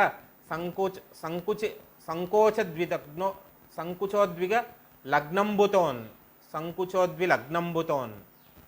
తాటంకాచలనంబుతో. అమ్మవారు పరుగు పరుగున వెళ్ళిపోతుంటే ఒక్కసారి అందరూ కళ్ళు మూసుకుని ఊహించుకోండి. అమ్మవారు అలా పరిగెత్తేస్తోందిట. అమ్మవారు అలా పరుగు పరుగున వెళ్ళిపోతుంటే అమ్మవారి చెవులకు పెట్టుకున్నటువంటి సూర్యచంద్రుల్లా భాషించేటటువంటి తాటంకాలు, అంటే చెవి దుద్దులు, చెవి బుట్టలు ఇలా ఇలా ఊగిపోతున్నాయట హడావిడికి కదులుతుంటే. తాటంకాచలనంబుతో నటభుజ దంభిల్ల బంధంబుతో. అమ్మవారు కబరీ బంధం వేసుకుందట. అమ్మవారు జుట్టు ముడేసుకున్నా అది కాస్త వదులయ్యి కొంచెం లూజ్ అయ్యి కొంచెం కిందకి జారింది. ఆ జారడం వల్ల ఏమవుతోంది, ఈవిడ పరుగు వల్ల వెళ్ళిపోయేసరికి ఏంటంటే ఆ జారిన కొప్పు ఏదైతే ఉందో ఆ కొప్పు ఇలా ఇలా ఊగి ఒకసారి ఈ భుజం మీదకి ఒకసారి ఈ భుజం మీదకి వచ్చి పడుతోందట. ఎంత అందంగా చెప్పారో చూడండి. దుద్దులు ఊగిపోతున్నాయట, బుట్టలు ఊగిపోతున్నాయట. అమ్మవారి కొప్పు, జుట్టు కొప్పుగా పెట్టుకుంటే, తల కొప్పు పెట్టుకుంటే ఆ కొప్పు జారి రెండు భుజాలకి తగులుకుంటూ వెళ్తోందిట. శాఠీముక్త కుచంబుతో ఆచ్ఛాదన లేనటువంటి వక్షస్థలం. అంటే ఆచ్ఛాదన లేని వక్షస్థలం ఎలా ఉంటుంది? అమ్మ జగన్మాత ఆచ్ఛాదన లేని వక్షస్థలం అంటే అవును, ఇలా వేసుకోవాల్సిన కొంగేమో ఆయన చేత్తో పట్టుకుని బరాబరా ఈడ్చుకుంటూ వెళ్ళిపోతున్నాడు. ఎక్కడికి వెళ్తున్నాడో చెప్పకుండా వెళ్ళిపోతున్నాడు. మరి మహావిష్ణువు శాఠీముక్త కుచంబుతో పైట కొంగు వేసుకుని ఉండలేదట అమ్మవారు. పైట కొంగు వేసుకుని ఉండలేదట అమ్మవారు. వేసుకుని ఉండకపోయేసరికి అలా దబ దబ దబ దబ వెళ్ళిపోతోందిట. అమ్మవారి కొంగు సరిగ్గా వేసుకుని ఉండలేదట. నధృడ చంచత్కాంతితో ఇంత హడావిడిగా ఉన్న ఆవిడ మొహంలో తేజస్సు తగ్గలేదట. ఆ కాంతి తగ్గలేదట. శీర్ణ లలాట లేపనంబుతో. మొహాన అమ్మవారు పెద్ద ముత్తైదువ చక్కటి బొట్టు కుంకంతో పెట్టుకుంటే పరిగెడుతున్నటువంటి ఆ హడావిడికి, ఆ కోలాహలానికి ఆవిడకి చెమటలు పోసేసి ఆ చెమట ఇలా కారుతూ ఉంటే ఆ కారుతున్న చెమటతో పాటు ఆ కుంకం కూడా ధారగా ఇలా కారుతోందట. శీర్ణ లలాట లేపనమ్ముతో మనోహరకరాల అగ్నోత్తరీయంబుతో చక్కటి పట్టుపుట్టం కట్టుకుందట. బంగారు వర్ణంలో ఉన్నటువంటి పుట్టం అంటే పట్టు చీర కట్టుకుందట. అంత మెరిసిపోయేటటువంటి పట్టు చీర కట్టుకున్నటువంటి అమ్మవారు కోటీందు ప్రభతో 100,000 చందమామలే. మరి సూర్యుడితో పోలుస్తారా? వేడిగా ఉండేటటువంటి సూర్యుడితో పోలుస్తారా అమ్మవారిని? ఆవిడ తోబుట్టు చందమామ. 1000 చందమామలు వెలిగితే ఒక్కసారిగా ప్రకాశిస్తే ఎలా ఉంటుందో అంత చల్లగా, అంత ప్రకాశవంతమైనటువంటి కాంతితో కదులుతోందట అమ్మవారు. నురోజబర సంకోచిద్వల విదగ్నంబుతోన్. ఇంత హడావిడిగా, ఇంత చక్కగా ధగధగలాడిపోయేటటువంటి మేనుతో, ఎంతో కాంతితో, తేజస్సుతో కోలాహలంగా కదులుతోందట అమ్మవారు. ఇలా కదులుతున్న అమ్మవారు ఇంకా ఇంకా ఇంకా ఏదో ఆవిడ కూడా ఆలోచించుకుంటోందట. ఓరి నాయన, ఈయన కదిలి వెళ్ళిపోతున్నాడు, పరిగెత్తేస్తున్నాడు, నా వల్ల కావడం లేదు, నేను పరిగెత్తలేకపోతున్నాను, అసలు విషయం ఏమిటో కనుక్కుందామని చెప్పి ఓ అడుగు ముందుకేద్దామని చెప్పి ప్రయత్నించిందట. ఏమని ప్రయత్నించింది? ఇది చక్కటి పద్యం, అందరూ కూడా నేర్చుకుంటే బాగుంటుంది. మనం రిడిల్స్ అని చెప్పి, టంగ్ ట్విస్టర్స్ అని చెప్పి మనం చాలా మాట్లాడుకుంటాం. ఈ పద్యం తెలుగులో ఉన్నటువంటి రిడిల్. అడిగెదన నికడువడుజను నడిగిన తన మగడు నుడువడని కడయ్యడు నడయ్యడు గన్ వెడబెడ జిడిముడి తడబడ అడుగిడు నడుగిడదు జడిమ నడుగిడు నెడలన్ అన్ని డకారాలే, నోరు తిరగదు వెంటనే. అడిగెదన నికడువడిజను నడిగిన తన మగడు నుడువడని కడయ్యడు గన్ నడయ్యడు గన్ వెడబెడ జిడిముడి తడబడ నడుగిడు నడుగిడదు జడిమ నడుగిడు నెడలన్. అంటే అడుగుదాం అనుకుంటోందట పాపం. ఆయన ముందు వెళ్ళిపోతున్నాడు, బాగానే ఉంది, దగ అలా పెద్ద పెద్ద అంగలు వేసుకుంటూ వెళ్ళిపోతున్నాడు. ఈవిడ అసలు విషయం ఏమిటో కనుక్కుందామని ప్రయత్నిస్తోంది. అడిగేదనని కడువడిజను, కొంచెం ఓ 2 అడుగులు కాస్త వేగంగా వేసి ముందుకెళ్ళి అడుగుదాం అనుకుంటే అడిగేదనని కడువడిజను అడిగిన తన మగడు నుడువడి, అడిగిన చెప్పడయ్యా ఉన్న హడావిడికి తన మగడు నుడువడు. ఇప్పుడు నేను అడుగుతాను, కానీ ఉన్న హడావిడికి, ఇప్పుడు ఉన్నటువంటి పరిస్థితుల్లో ఆయన చేసేటటువంటి హడావిడి, ఈ కోలాహలంలో నేను అడిగినా చెప్తాడో లేదో. అడిగిన తన మగడు నుడువడని నడయ్యడుగన్ వెడవెడ జిడిముడి తడబడ నడుగిడు నడుగిడదు జడిమ నడుగిడు నెడలన్. ఈ చిడిముడి, ఈ ముడి ఏదైతే ఉందో ఈ కొప్పు జారిపోతోంది. కొప్పే కట్టుకుంటుందా? ఎందుకంటే కొప్పు కట్టుకుంటుందా? అదేమిటండి ఇంత హడావిడిలోనూ ఆవిడ కొప్పు గుర్తొచ్చిందా అని అడక్కండి. ఇప్పుడంటే విరబోసుకు తిరగడం ఫ్యాషన్, కానీ పెద్ద ముత్తైదువ, వివాహమైన స్త్రీ లేదా కన్య ఎవరైనా సరే తల విరబోసుకుని తిరగకూడదు. తల విరబోసుకుని తిరగకూడదు, వేద సమ్మతం కాదు. తల విరబోసుకుని తిరగడానికి వీల్లేదు, అలా కనిపించకూడదు కూడా ఎవరికి. ఇప్పుడు మీరు ఎప్పుడైనా పెద్దవాళ్ళని, పాతవాళ్ళని ఎవరినైనా కాస్త మీరు ఎప్పుడైనా గమనించి ఉంటే, తలంటు పోసుకున్న రోజున కూడా శుభ్రంగా పిడప కట్టుకుని బయటకు వస్తారే తప్ప జుట్టు విరబోసుకుని మాత్రం ఎవరికి కనిపించరు వాళ్ళు. అది హానికారకం, ఆరోగ్యరీత్యా మంచిది కాదు, ఆయుష్ కూడా తగ్గిపోతుందని చాలామంది చెప్తారు. అది మంచిది కాదు అని చెప్పి విరబోసుకున్న తలతో బయటికి రాకూడదు, ఎవరికీ కనిపించకూడదు, విరబోసుకుని తిరగకూడదు. ఇది నేను అందరికీ చెప్తున్నాను, అందరూ నా పిల్లలు అనుకునే చెప్తున్నాను నేను, ఎందుకంటే ఇక్కడ నా కూతురు కూడా వింటోంది కాబట్టి. అందరూ నా పిల్లలు అనుకునే చెప్తున్నాను, నా మేనకోడళ్ళు అనుకునే చెప్తున్నాను, అందరినీ నా వాళ్ళు అనుకునే చెప్తున్నాను. విరబోసుకున్న తలతో మాత్రం బయటికి రాకూడదు, ఎవరూ చూడకూడదు అలాగా. మీరు ఒకసారి పెద్దవాళ్ళని, అమ్మలని, అమ్మమ్మల్ని గమనించండి. తలంటి పోసుకున్నా సరే పిడప పెట్టుకుంటారు చక్కగా, ఓ పాత పంచతోనో పాత చీరతోనో పిడప పెట్టుకుని ఇక్కడ కట్టుకుంటారు. ఎందుకు? జుట్టు ఆరాలని. అంతేగాని జుట్టు విరబోసుకుని వీధి వాకిట్లో నించోరు ఆరబెట్టుకోవడం కోసం. దేనికి పద్ధతి దానికి ఉంటుంది.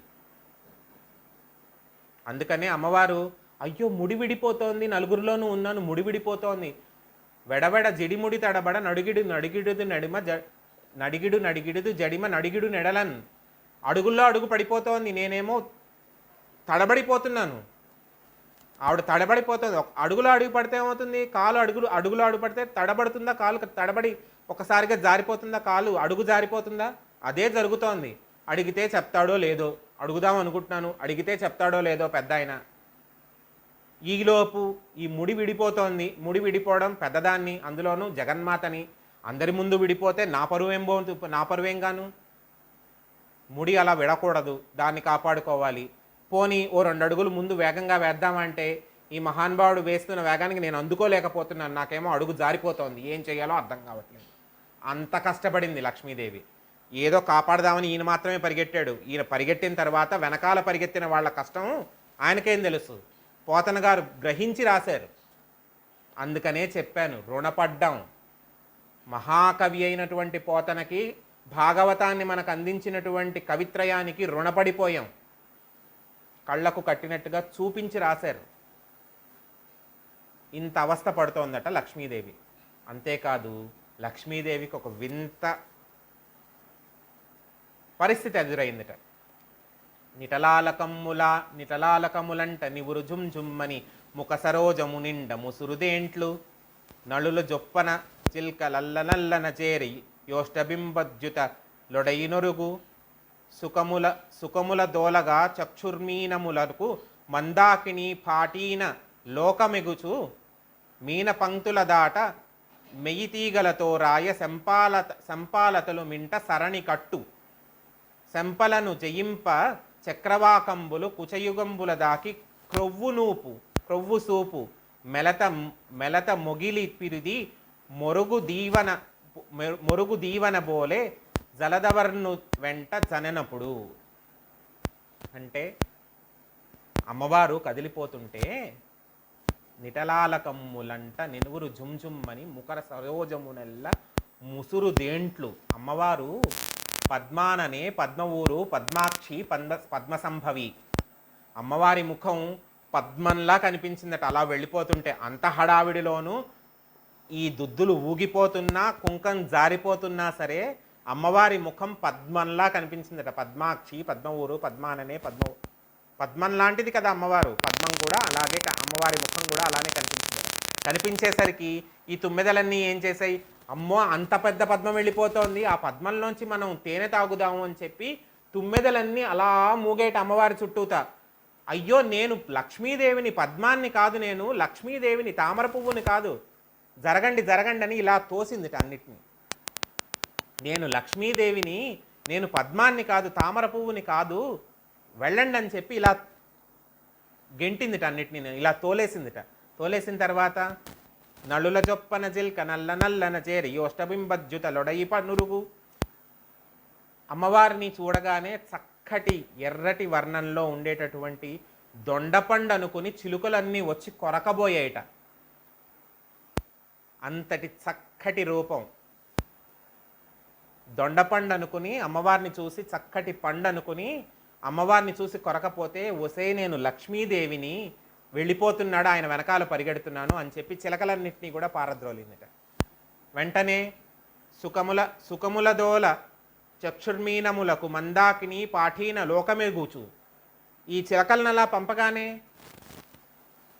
చేపలన్నీ పైకి వచ్చాయట. క్షీరసాగరంలో ఉన్నటువంటి పెద్ద పెద్ద చేపలన్నీ పైకి ఎగిరేయట. ఎందుకు ఎగిరాయి? అమ్మవారి కన్నులు చేప పిల్లల మీనాక్షి కదమరావిడ. ఆవిడ కళ్ళు మీనాలతో పోలుస్తారు, మీనాక్షి అని చెప్పి. ఆ కళ్ళని రెండింటినీ చూసి చిన్న చిన్న చేప పిల్లలు బాగున్నాయి, తిందాం. చేప పిల్లని చేప తింటుంది అనేది ఒక సామెత. పెద్ద చేప చిన్న చేపను తినేస్తుంది అనేది ఒక సామెత. ఈ పెద్ద చేపలు ఎగిరి క్షీరసాగరంలో ఉన్నటువంటి చేపలన్నీ అన్నీ ఎగిరి ఆ రెండు మీనాల్లాంటి రెండు కళ్ళని అలా గ్రసిద్దామని చూసేట. అవి నా కళ్ళు, నేను లక్ష్మీదేవిని, ఎంత అవస్థపడిందో చూడండి. నేను లక్ష్మీదేవిని, అవి నా కళ్ళు చేపలు కావని చెప్పి వాటిని గెంటేసిందిట. తరువాత మీన పంక్తుల దాట మెయితీగలతో రాయ సంపాలతలు మింట సరణిగట్టు. ఆకాశంలో ఉన్నటువంటి మెరుపులన్నీ చూస్తున్నాయట. అమ్మో ఎంత పెద్ద మెరుపు వెళ్ళిపోతోందో.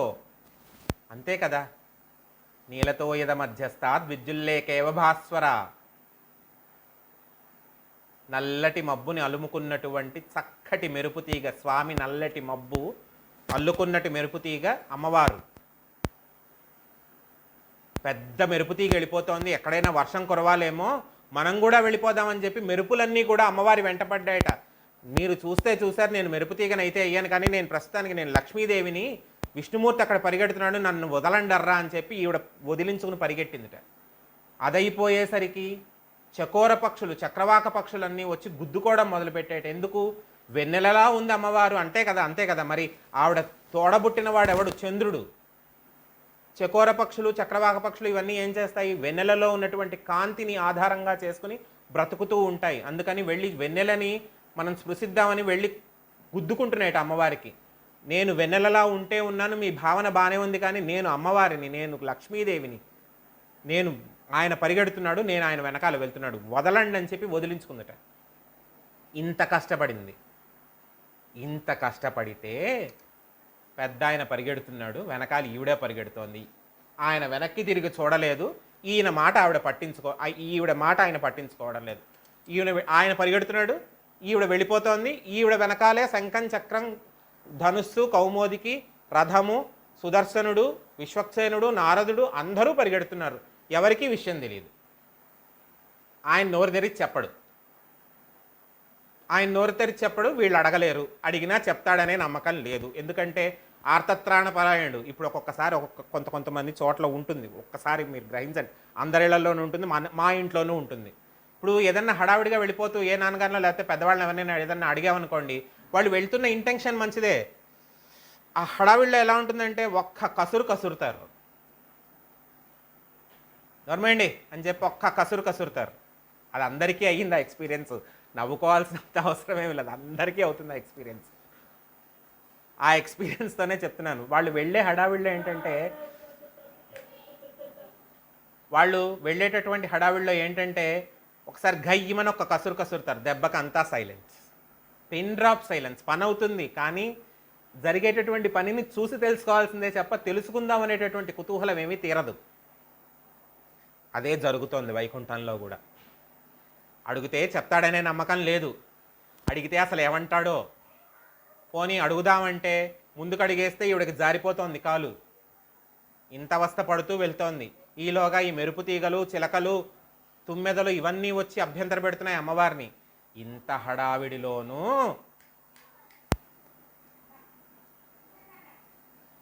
హడావిడిలోనూ అక్కడ ఈ వచ్చేస్తున్నటువంటి ఈ వరసనంతటిని కింద ఉన్నటువంటి వారందరూ, త్రికూటాచలంలో మిగతా వారందరూ చూస్తున్నారట.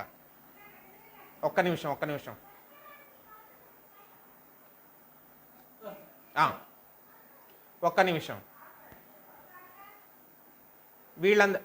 కొంచెం తలుపేయండి.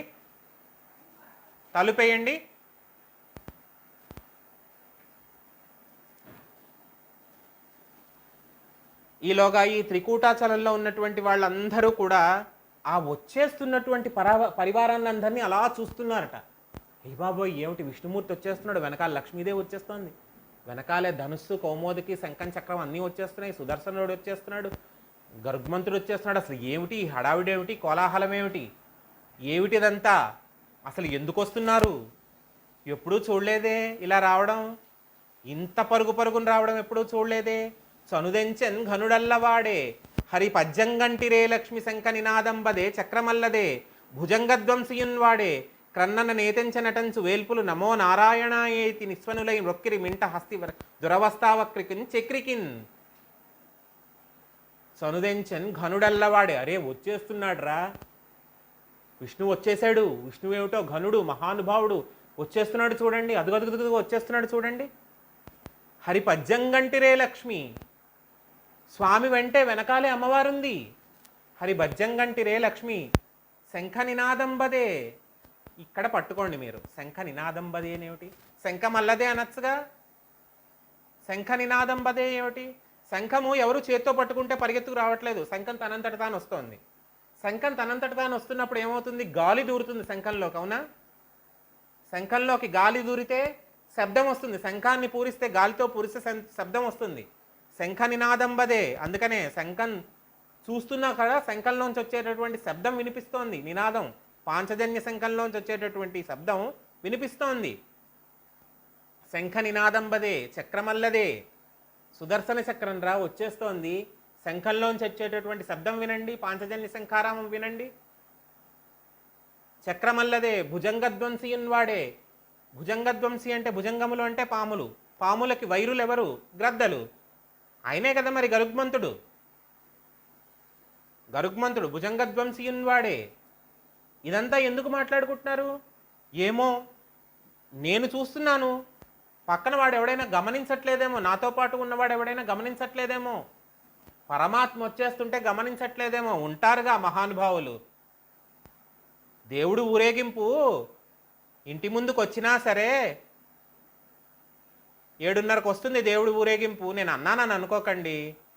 దేవుడు ఊరేగింపు ఇంటి ముందుకు వచ్చినా సరే వీధివాకిడికి కాళ్ళు తన్నిపెట్టు కూర్చుని కనీసం కదలకుండా బయటికి వచ్చి దండం పెట్టుకోకుండా దేవాలయానికి వెళ్ళడం వదిలేయండి. దేవాలయానికి వెళ్ళడం అనే మాట అసలు వదిలేయండి. ఆయనే పరమ దయాళుడై పరమ ప్రసన్నమూర్తి. ఒరే నువ్వు రాకపోతే రాకపోయావు, ఏడాదికి ఒక్కసారి నేను ఇంటి ముందుకు వస్తాను, వచ్చి దండం పెట్టుకో, కనీసం ఆ పుణ్యంతో నన్ను నిన్ను కాపాడతాననే వరం ఇచ్చాడుగా. పల్లకి దేవుడి పల్లకి ఇంటి ముందుకు వచ్చినప్పుడు గ్రామసేవ సమయంలో వచ్చి దండం పెట్టుకోవాలా లేదా? ఆహా, రాం. 7:30కి కార్తీక దీపం సీరియల్ వస్తుంది, సస్థిరం, మునిగిపోవట్లేదు సీరియల్, రాం. దేవుడు పాపం అక్కడ రోడ్డు మీద ఉన్నా సరే, ఆ రహదారి మించి వెళ్తున్నా సరే, కనీస మర్యాదగా కాళ్ళు దింపి కిందకు కూడా పెట్టం, బయటికి రాము, అది వేరే విషయం. కాళ్ళు దింపి కనీస మర్యాదగా కిందకు కూడా పెట్టరు. ఇలాంటి వాళ్ళ కోసమే ఒరే దేవుడు వచ్చాడు బయటికి రండిరా అని చెప్పి కేకేసాడు. మనబోటి వాళ్ళు ఎవడో, కాస్త భక్తి పడు ఉన్న వాళ్ళు ఎవరో, దేవుడు వచ్చాడు మీ ఇంటి ముందుకు వచ్చాడు, వచ్చి కనీసం దండం పెట్టుకుని వెళ్ళు అని చెప్పి కేకేశాడు. అదే చెప్పాడు, సనుదెంచెన్ ఘనుడల్లవాడి హరి పజ్జంగంటిరే లక్ష్మి. స్వామి వచ్చారు, అమ్మవారు వచ్చింది, శంఖం శబ్దం వినిపిస్తోందిగా. పోని వాళ్ళిద్దరూ కనిపించలేదు, శంఖం శబ్దం వినిపిస్తోందిగా నీకు. పాంచజన్య శంకారం అంటే మామూలుగా ఉంటుందా? చిన్నపిల్లాడు బిగిలు ఊదినంత సింపుల్గా ఉంటుందా? పాంచజన్య శంకారం అంటే భువంతరాళాలు బద్దలైపోతాయి. అటువంటి పాంచజన్య శంకారం వినిపిస్తోందిగా. భుజ చక్రమల్లదే, చక్రము అలా తిరుగుతూ వెళ్తూ ఉంటే ఆ సౌండు, ఆ శబ్దం ఎలా ఉంటుందంటే, రాముడు ధనుష్టంకారం చేసినప్పుడు లక్ష్మణుడు పద్యం చెప్పాడు, గుర్తుందా?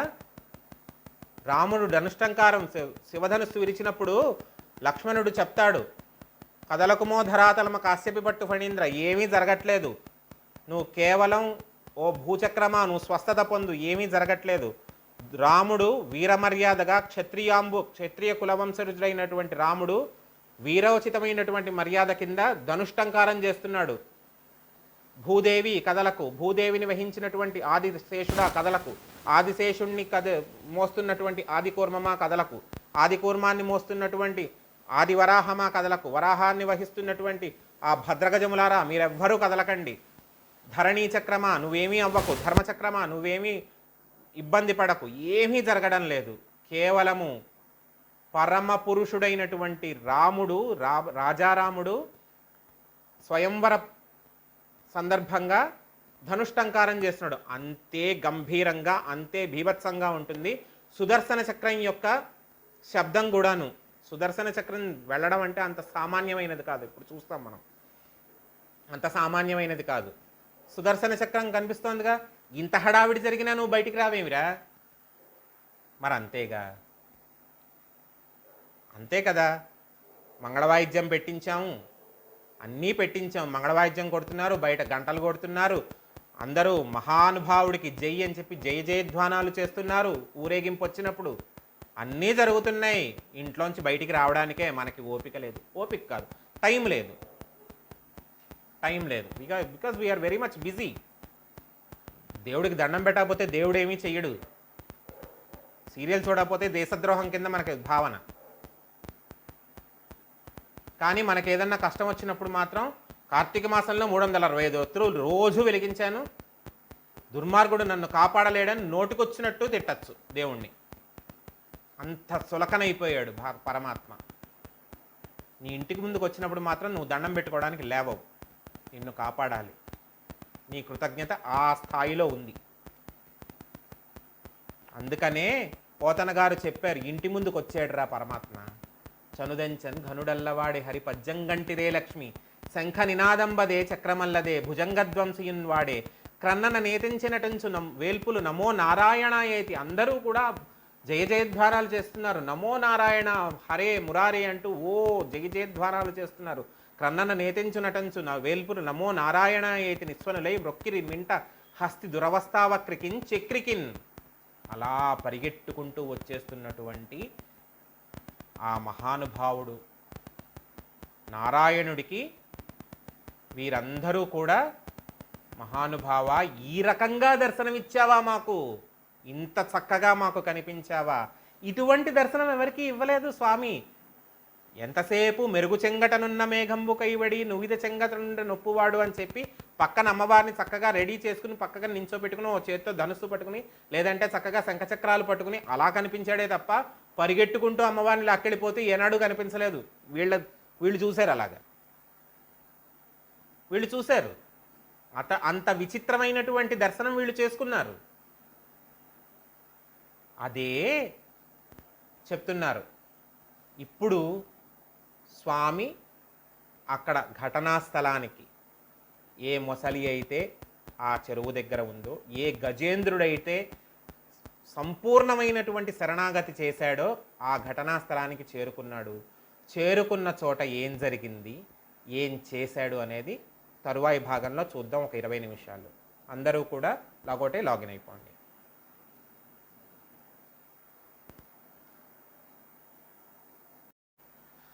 మొదలు పెడదాం. ఇంతటి వరకు విష్ణువు గజం యొక్క అంటే ఏనుగు యొక్క మొర విన్నటువంటి ఏ స్వామి తన స్థానం అయినటువంటి వైకుంఠం నుంచి కదలడం, కదిలిన తరువాత లక్ష్మీదేవి కూడా ఏ పరిస్థితుల్లో కదిలిందో చూడడం, కదిలిన తరువాత అసలు చుట్టూతో ఉన్నటువంటి వైకుంఠవాసులందరూ కూడా కదలడం, కదిలిన వారందరిలో వాళ్ళందరూ మాట్లాడుకోవడం, లక్ష్మీదేవికి విచిత్రమైనటువంటి అనుభవాలు కలగడం, లక్ష్మీదేవి కూడా వెనకాల వెళ్ళిపోతూ తనలో తాను అంతర్మథనం చేసుకోవడం, ఎటువంటి పరిస్థితుల్లో అసలు పరమాత్మ కదులుతాడు, ఎటువంటి పరిస్థితులు సంభవిస్తే పరమాత్మ కదులుతాడు అనేటటువంటిది అందరూ కూడా మననం చేసుకోవడం జరిగింది. ఇప్పుడు స్వామి ఆ సంఘటన ఏనుగు మొసలి ఒకరినొకరు ప్రతిఘటించుకుంటున్నటువంటి ఆ చెరువు ఏ సరోవరం అయితే ఉందో ఆ సరోవరం దగ్గరికి వెళ్ళాడు. వెళ్ళిన వెంటనే సంకల్పించుకున్నాడు అంతే. ఆయనేమి అప్పుడు డిస్కషన్ పెట్టలేదు, మీ ఇద్దరి మధ్యన నేను సంధి చేస్తాను లేదంటే ఇంకోటి చేస్తాను అని చెప్పి ఆయన ఏమి డిస్కషన్ పెట్టలేదు. వెళ్ళాడు, వెంటనే సంకల్పించుకున్నాడు. సంకల్పించుకున్న వెంటనే తన చెయ్యి ఇలా అనగానే ఆ చేతిలోకి సుదర్శన చక్రం వచ్చింది. సుదర్శన చక్రాన్ని ప్రయోగించాడు. ఎలా ప్రయోగించాడు? కరుణాసింధుండు సౌరి వారి చరమున్ ఖండింపగా పంపెన్ త్వరితాకంపిత భూమి చక్రము మహోద్యుత్ విస్ఫులింగ ఛట పరిభూతాంతర శుక్రమున్ బహువిధ బ్రహ్మాండ భాండ చటాంతర నిర్వక్రమున్ బాలితాఖిల సుధాంచక్రమును చక్రమున్. కరుణాసింధుండు సౌరి. కరుణాసింధుడు ఏమిటి?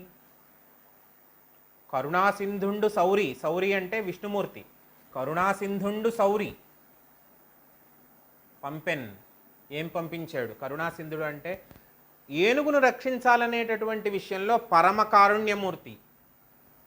మరి మొసలిని చంపేస్తున్నాడే, ఆయన ఇంకేం కరుణాసింధుడు?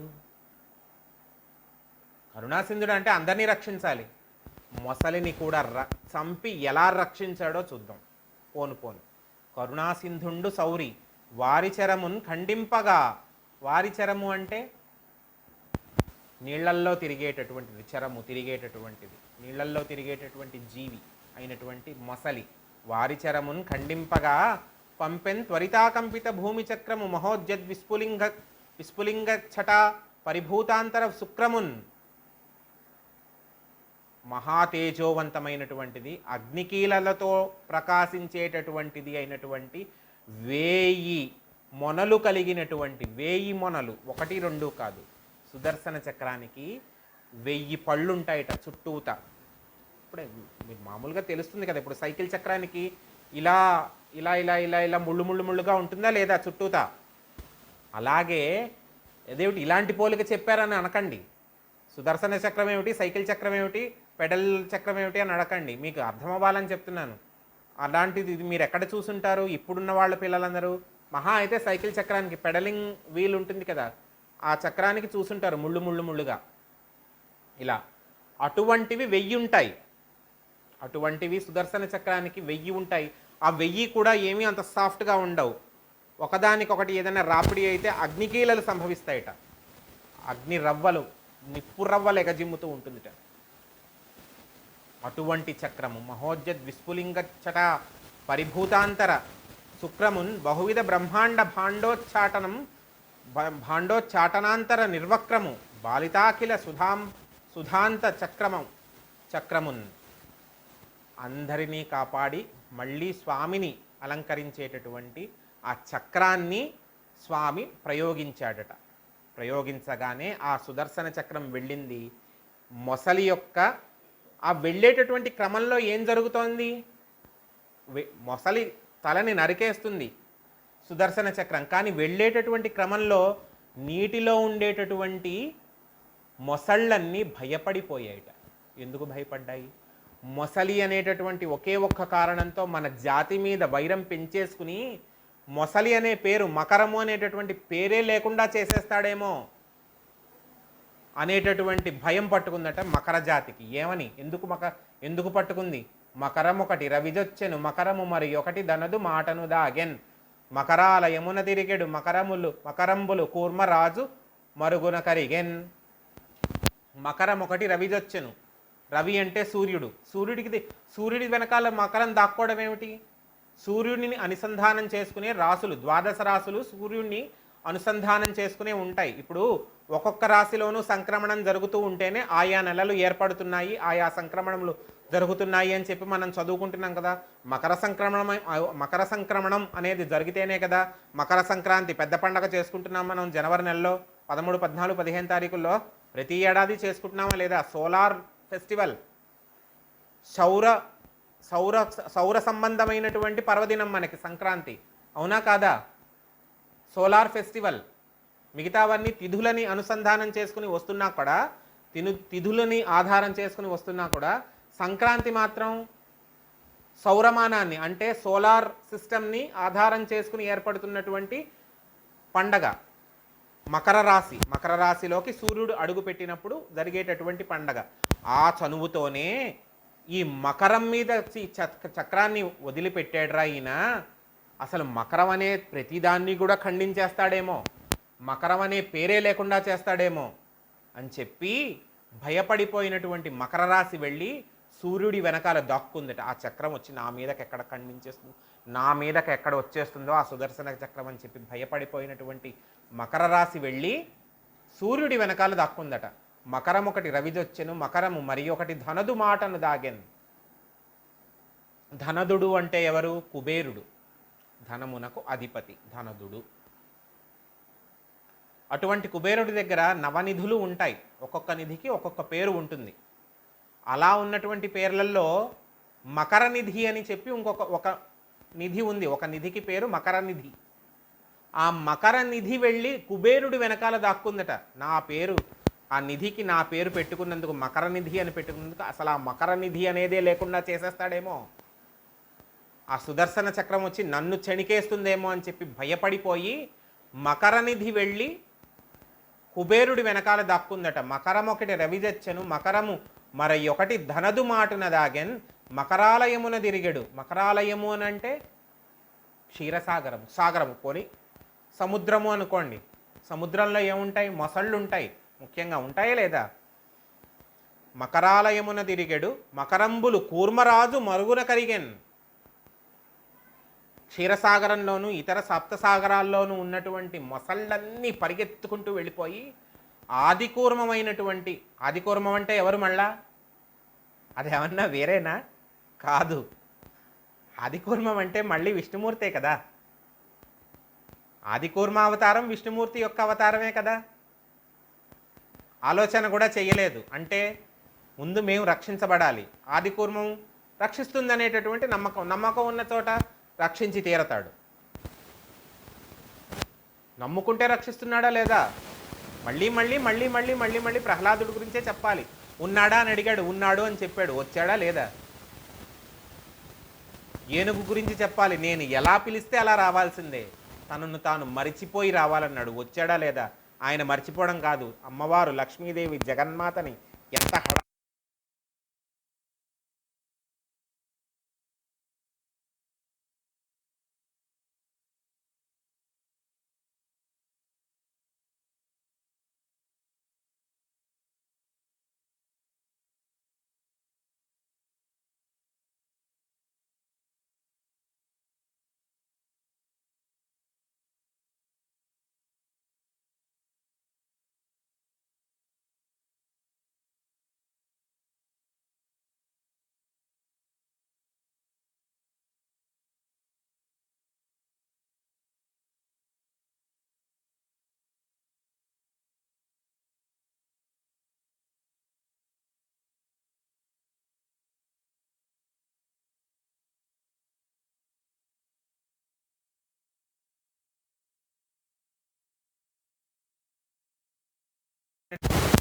ఇలా మొసళ్ళన్నీ కూడా భయపడిపోయి వారికి వారికి ఎక్కడ వెసులుబాటు ఉందో అలా దాక్కునేసరికి మొసలి చంపబడింది. ఎక్కడ? చెరువులో ఉన్నటువంటి మొసలి, ఏనుగుని బాధ పెడుతున్నటువంటి మొసలి చంపబడింది. చంపబడిన తరువాత ఆ ఏనుగు నెమ్మదిగా కాలీడ్చుకుంటూ పైకి చేరింది, గట్టు మీదకి వచ్చింది. ఇప్పుడు అహంకారం లేదు, నేనే బలవంతుణ్ణి అనేటటువంటి గర్వం లేదు. పూర్తి శరణాగతి చేసేసింది కదా, మొదటే పూర్తి శరణాగతి చేసేసింది. నువ్వు తప్ప నాకు వేరే దిక్కు లేదు, నువ్వు వచ్చి కాపాడాలి అని శరణాగతి చేసింది కదా.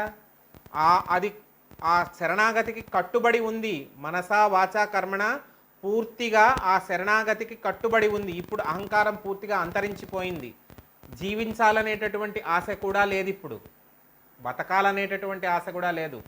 అబ్బా నేను బతికాను, ఇప్పుడు నేను రక్షించబడ్డాను, ఇహ మీదట నేను బాగా ఇది చేసుకోవాలి, ఇహ మీదట ఇలా ఉండాలి అలా ఉండాలి అనేటటువంటి ఆశ ఆకాంక్ష ఏమీ లేవు.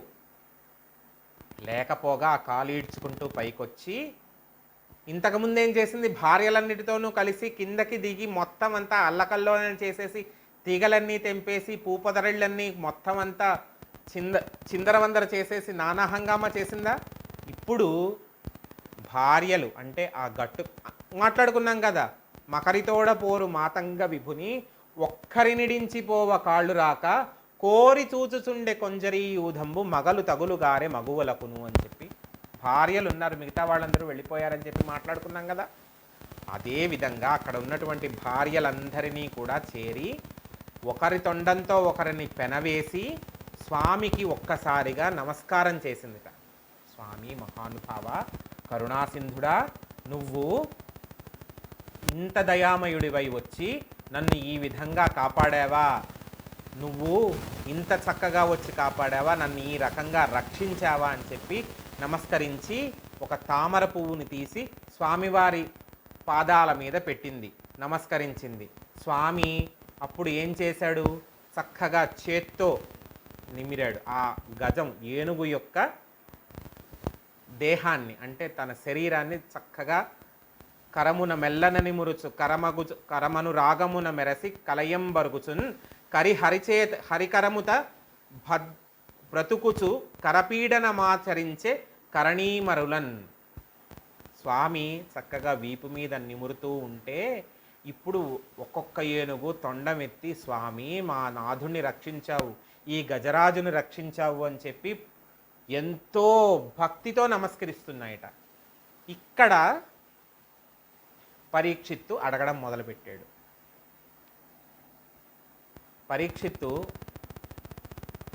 ఒక్క నిమిషం,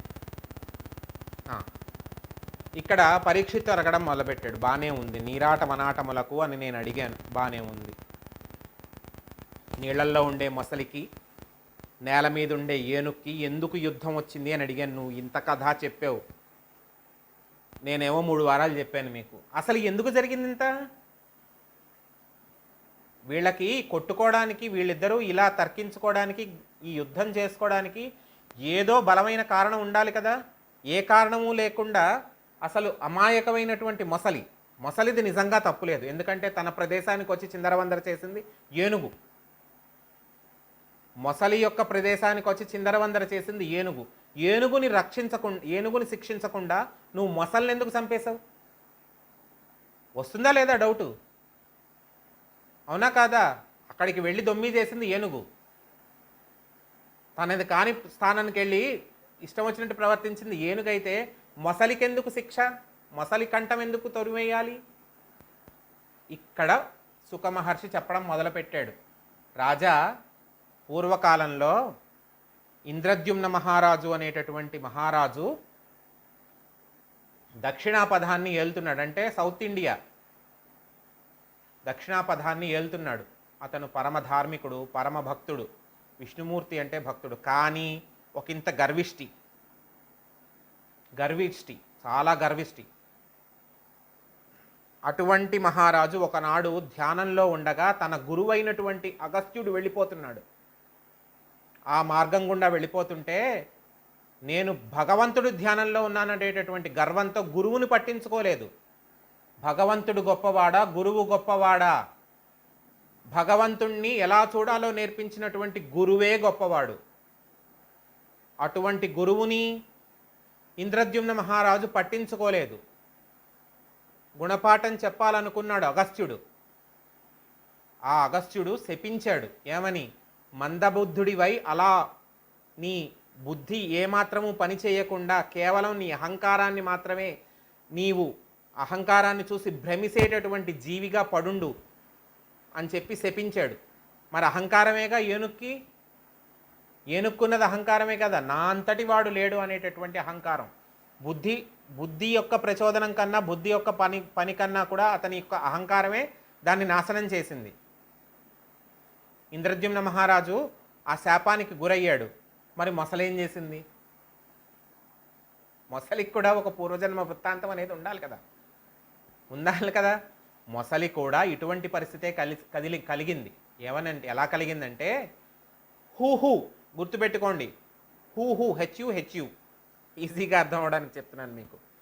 హూ అని చెప్పి ఒక గంధర్వుడు తన చెలులు, తన రాణులతో కలిసి ఒక ఉద్యానవనానికి, ఒక తటాకానికి వెళ్ళాడు. కానీ ఆ తటాకంలో అప్పటికి అతను వెళ్ళడానికి ముందే దుర్వాసో మహర్షి, ఆయన పేరు వింటేనే అందరికీ భయం, అటువంటి దుర్వాసో మహర్షి ఆ తటాకంలో సంధ్యావందనం చేసుకుందామని స్నానం చేయడానికి దిగి సంధ్యావందన క్రియ, తర్పణము వదలడానికి సమాయత్తం అవుతున్నాడు. అటువంటి పరిస్థితుల్లో ఈ హూ ఏం చేశాడంటే, గర్వం కొద్దీ, బుద్ధి హీనత వల్ల ఏం చేశాడంటే, చూడండి ఈ మహర్షిని నేను ఎలా ఇబ్బందులు పెడతాను అని చెప్పి నీళ్ల కింద నుంచి వెళ్ళి, ఒక మొసలిలాగా నీళ్ల కింద నుంచి వెళ్ళి అతని కాలు పట్టుకున్నాడు. మామూలుగా మాట్లాడడానికే భయపడి చస్తారు ఆ దుర్వాస మహర్షితో, అవునా? అటువంటిది ఇటువంటి వెకిలి చేష్ట చేస్తే శపిస్తారా లేదా? నువ్వు జలచరానివై పడుండు, ఇలాగే పాకుతూ జలచరానివై పడుండు అని శపించాడు. ఇంద్రద్యుమ్న మహారాజు కోరుకున్నాడు, ఈయన కోరుకున్నాడు. మీరు బాగానే ఉన్నారు, మా బుద్ధి పనిచేయలేదు, మా బుర్ర పనిచేయక మేమేదో ఇలాంటి పిచ్చి పని చేసాం, మాకు మోక్షం ఎప్పుడు వస్తాడు, మహానుభావుడు వచ్చి మీకు మోక్షం ఇస్తాడు, అంతవరకు మీరు చేసిన తప్పులకు మీరు అనుభవించి తీరాల్సిందే అని చెప్పి శపించాడు. ఇంద్రద్యుమ్న మహారాజుని అగస్త్యుడు శపించాడు. హూ అనేటటువంటి గంధర్వుణ్ణి దుర్వాసో మహర్షి శపించాడు. ఎప్పుడైనా సరే పెద్దవాళ్ళు స్నానం చేస్తుండగా, పెద్దవారు ఏదైనా ముఖ్యమైన పని చేస్తుండగా వారిని అభ్యంతర పెట్టకూడదు. ముఖ్యంగా సంధ్యావందనం చేస్తున్న వారిని, జపం చేస్తున్న వారిని ఎంత మునిగిపోయే పనున్నా ఒక్క 5 నిమిషాలు ఆగాలి. తర్పణం ఇచ్చేటప్పుడు వాళ్ళు వేదానుసంధానం చేస్తూ ఉంటారు, వేద మంత్రం చదువుతూ ఉంటారు. ఆ మంత్రానికి ఎప్పుడూ కూడా అడ్డు వెళ్ళకూడదు. షోడశోపచార పూజ చేసేటప్పుడు కావాలంటే 1 నిమిషం నేవండి ఇలాగా పని ఉంది అని చెప్పి ఆపచ్చు. జపం చేసేటప్పుడు ఆపకూడదు, సంధ్యావందనం చేసేటప్పుడు ఆపకూడదు. ఎప్పుడూ కూడా గుర్తుపెట్టుకోవాలి. అటువంటి పరిస్థితుల్లో మాత్రం అభ్యంతర పెట్టకూడదు. ఈ హూ ఏం చేశాడు? సంధ్యావందన తర్పణాలు ఇస్తుండగా వెళ్ళి కింద నుంచి వెళ్ళి కాళ్ళు పట్టుకున్నాడు. ఆ కాళ్ళు పట్టుకున్నట్టు అదే పద్ధతిలో ఎప్పుడు ఏదో ఒక దానికి కాళ్ళు పట్టుకుంటూ ఉండు అని చెప్పి జలచరానివై పడుండు అని చెప్పి శపించాడు దుర్వాసో మహర్షి. రెండిటి జన్మ వృత్తాంతము తెలిసింది కదా.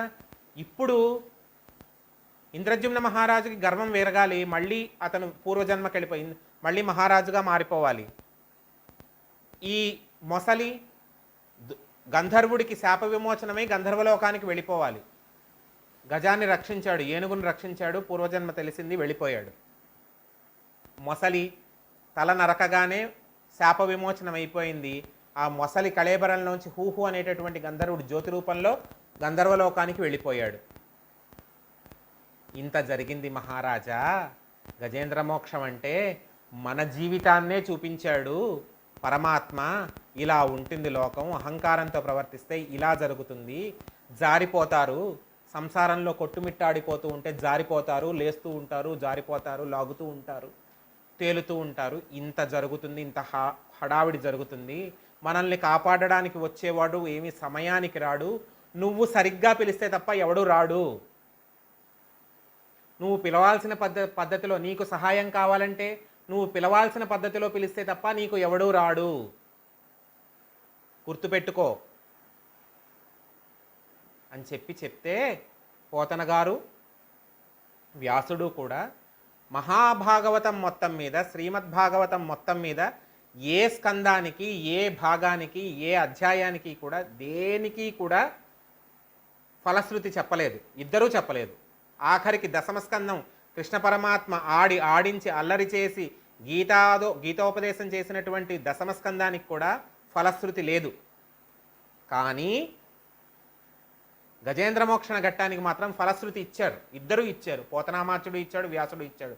గజేంద్రమోక్షణ ఘట్టాన్ని విన్నవారికి, చెప్పిన వారికి, చదివిన వారికి, చూసిన వారికి అందరికీ కూడా జ్ఞానము కలిగి, తేజస్సు కలిగి సుఖంగా ఉంటారు, ఎప్పుడూ కష్టం అనేది ఉండదు అనేటటువంటి ఫలశ్రుతిని అందించారు. అదేవిధంగా మనందరము కూడా సుఖంగా ఉండి ఎప్పుడూ కూడా హాయిగా సంతోషంగా ఉండాలని కోరుకుంటూ ఈ వారానికి ఇక్కడ ఈ కథాస్రవంతిని మనం ఆపుకుని స్వస్తి చెప్పుకుందాం. వచ్చే వారం క్షీరసాగర మదన ఘట్టం చెప్పుకుందాం. ఎందుకు జరిగింది, జరిగినప్పుడు ఏమైంది, ఇంకా బాగుంటుంది, కోలాహలంగా ఉంటుంది. క్షీరసాగర మదన ఘట్టం చెప్పుకుందాం. కూర్మావతారం దాలుస్తాడు స్వామి, మోహిని అవతారం ద్వారుస్తాడు స్వామి. ఎంత అందంగా ఉంటుంది, ఎంత కోలాహలంగా ఉంటుంది చెప్పుకుందాం. ఇప్పుడు స్వస్తి చెప్పుకుందాం. స్వస్తి ప్రజాభ్యాం పరిపాలయంతాం న్యాయేన మార్గేణ మహీం మహీసాం. గోబ్రాహ్మణేభ్య శుభమస్తు నిత్యం. లోకా సమస్తా సుఖినో భవంతు. కాలే వర్షతు పర్జన్యః పృథివీ సస్యశాలిని. దేశోయం క్షోభరహితో బ్రాహ్మణాः సంతు నిర్భయాः. అనాథः సదనాः సంతు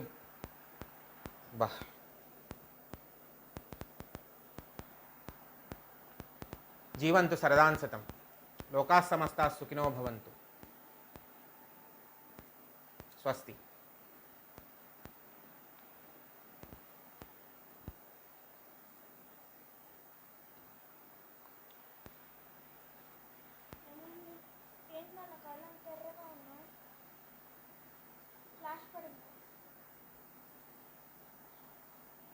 స్వస్తి ప్రజాభ్యాం పరిపాలయంతాం న్యాయేన మార్గేణ మహీం మహీసాం. గోబ్రాహ్మణేభ్య శుభమస్తు నిత్యం. లోకాः సమస్తాः సుఖినో భవంతు. కాలే వర్షతు పర్జన్యః పృథివీ సస్యశాలిని. దేశోయం క్షోభరహితో బ్రాహ్మణాः సంతు నిర్భయాः. అపుత్రా పుత్రిణः సంతు పౌత్రిణः. అనాథः సదనాः సంతు జీవంతు శరదాంశతం. లోకాः సమస్తాः సుఖినో భవంతు. స్వస్తి.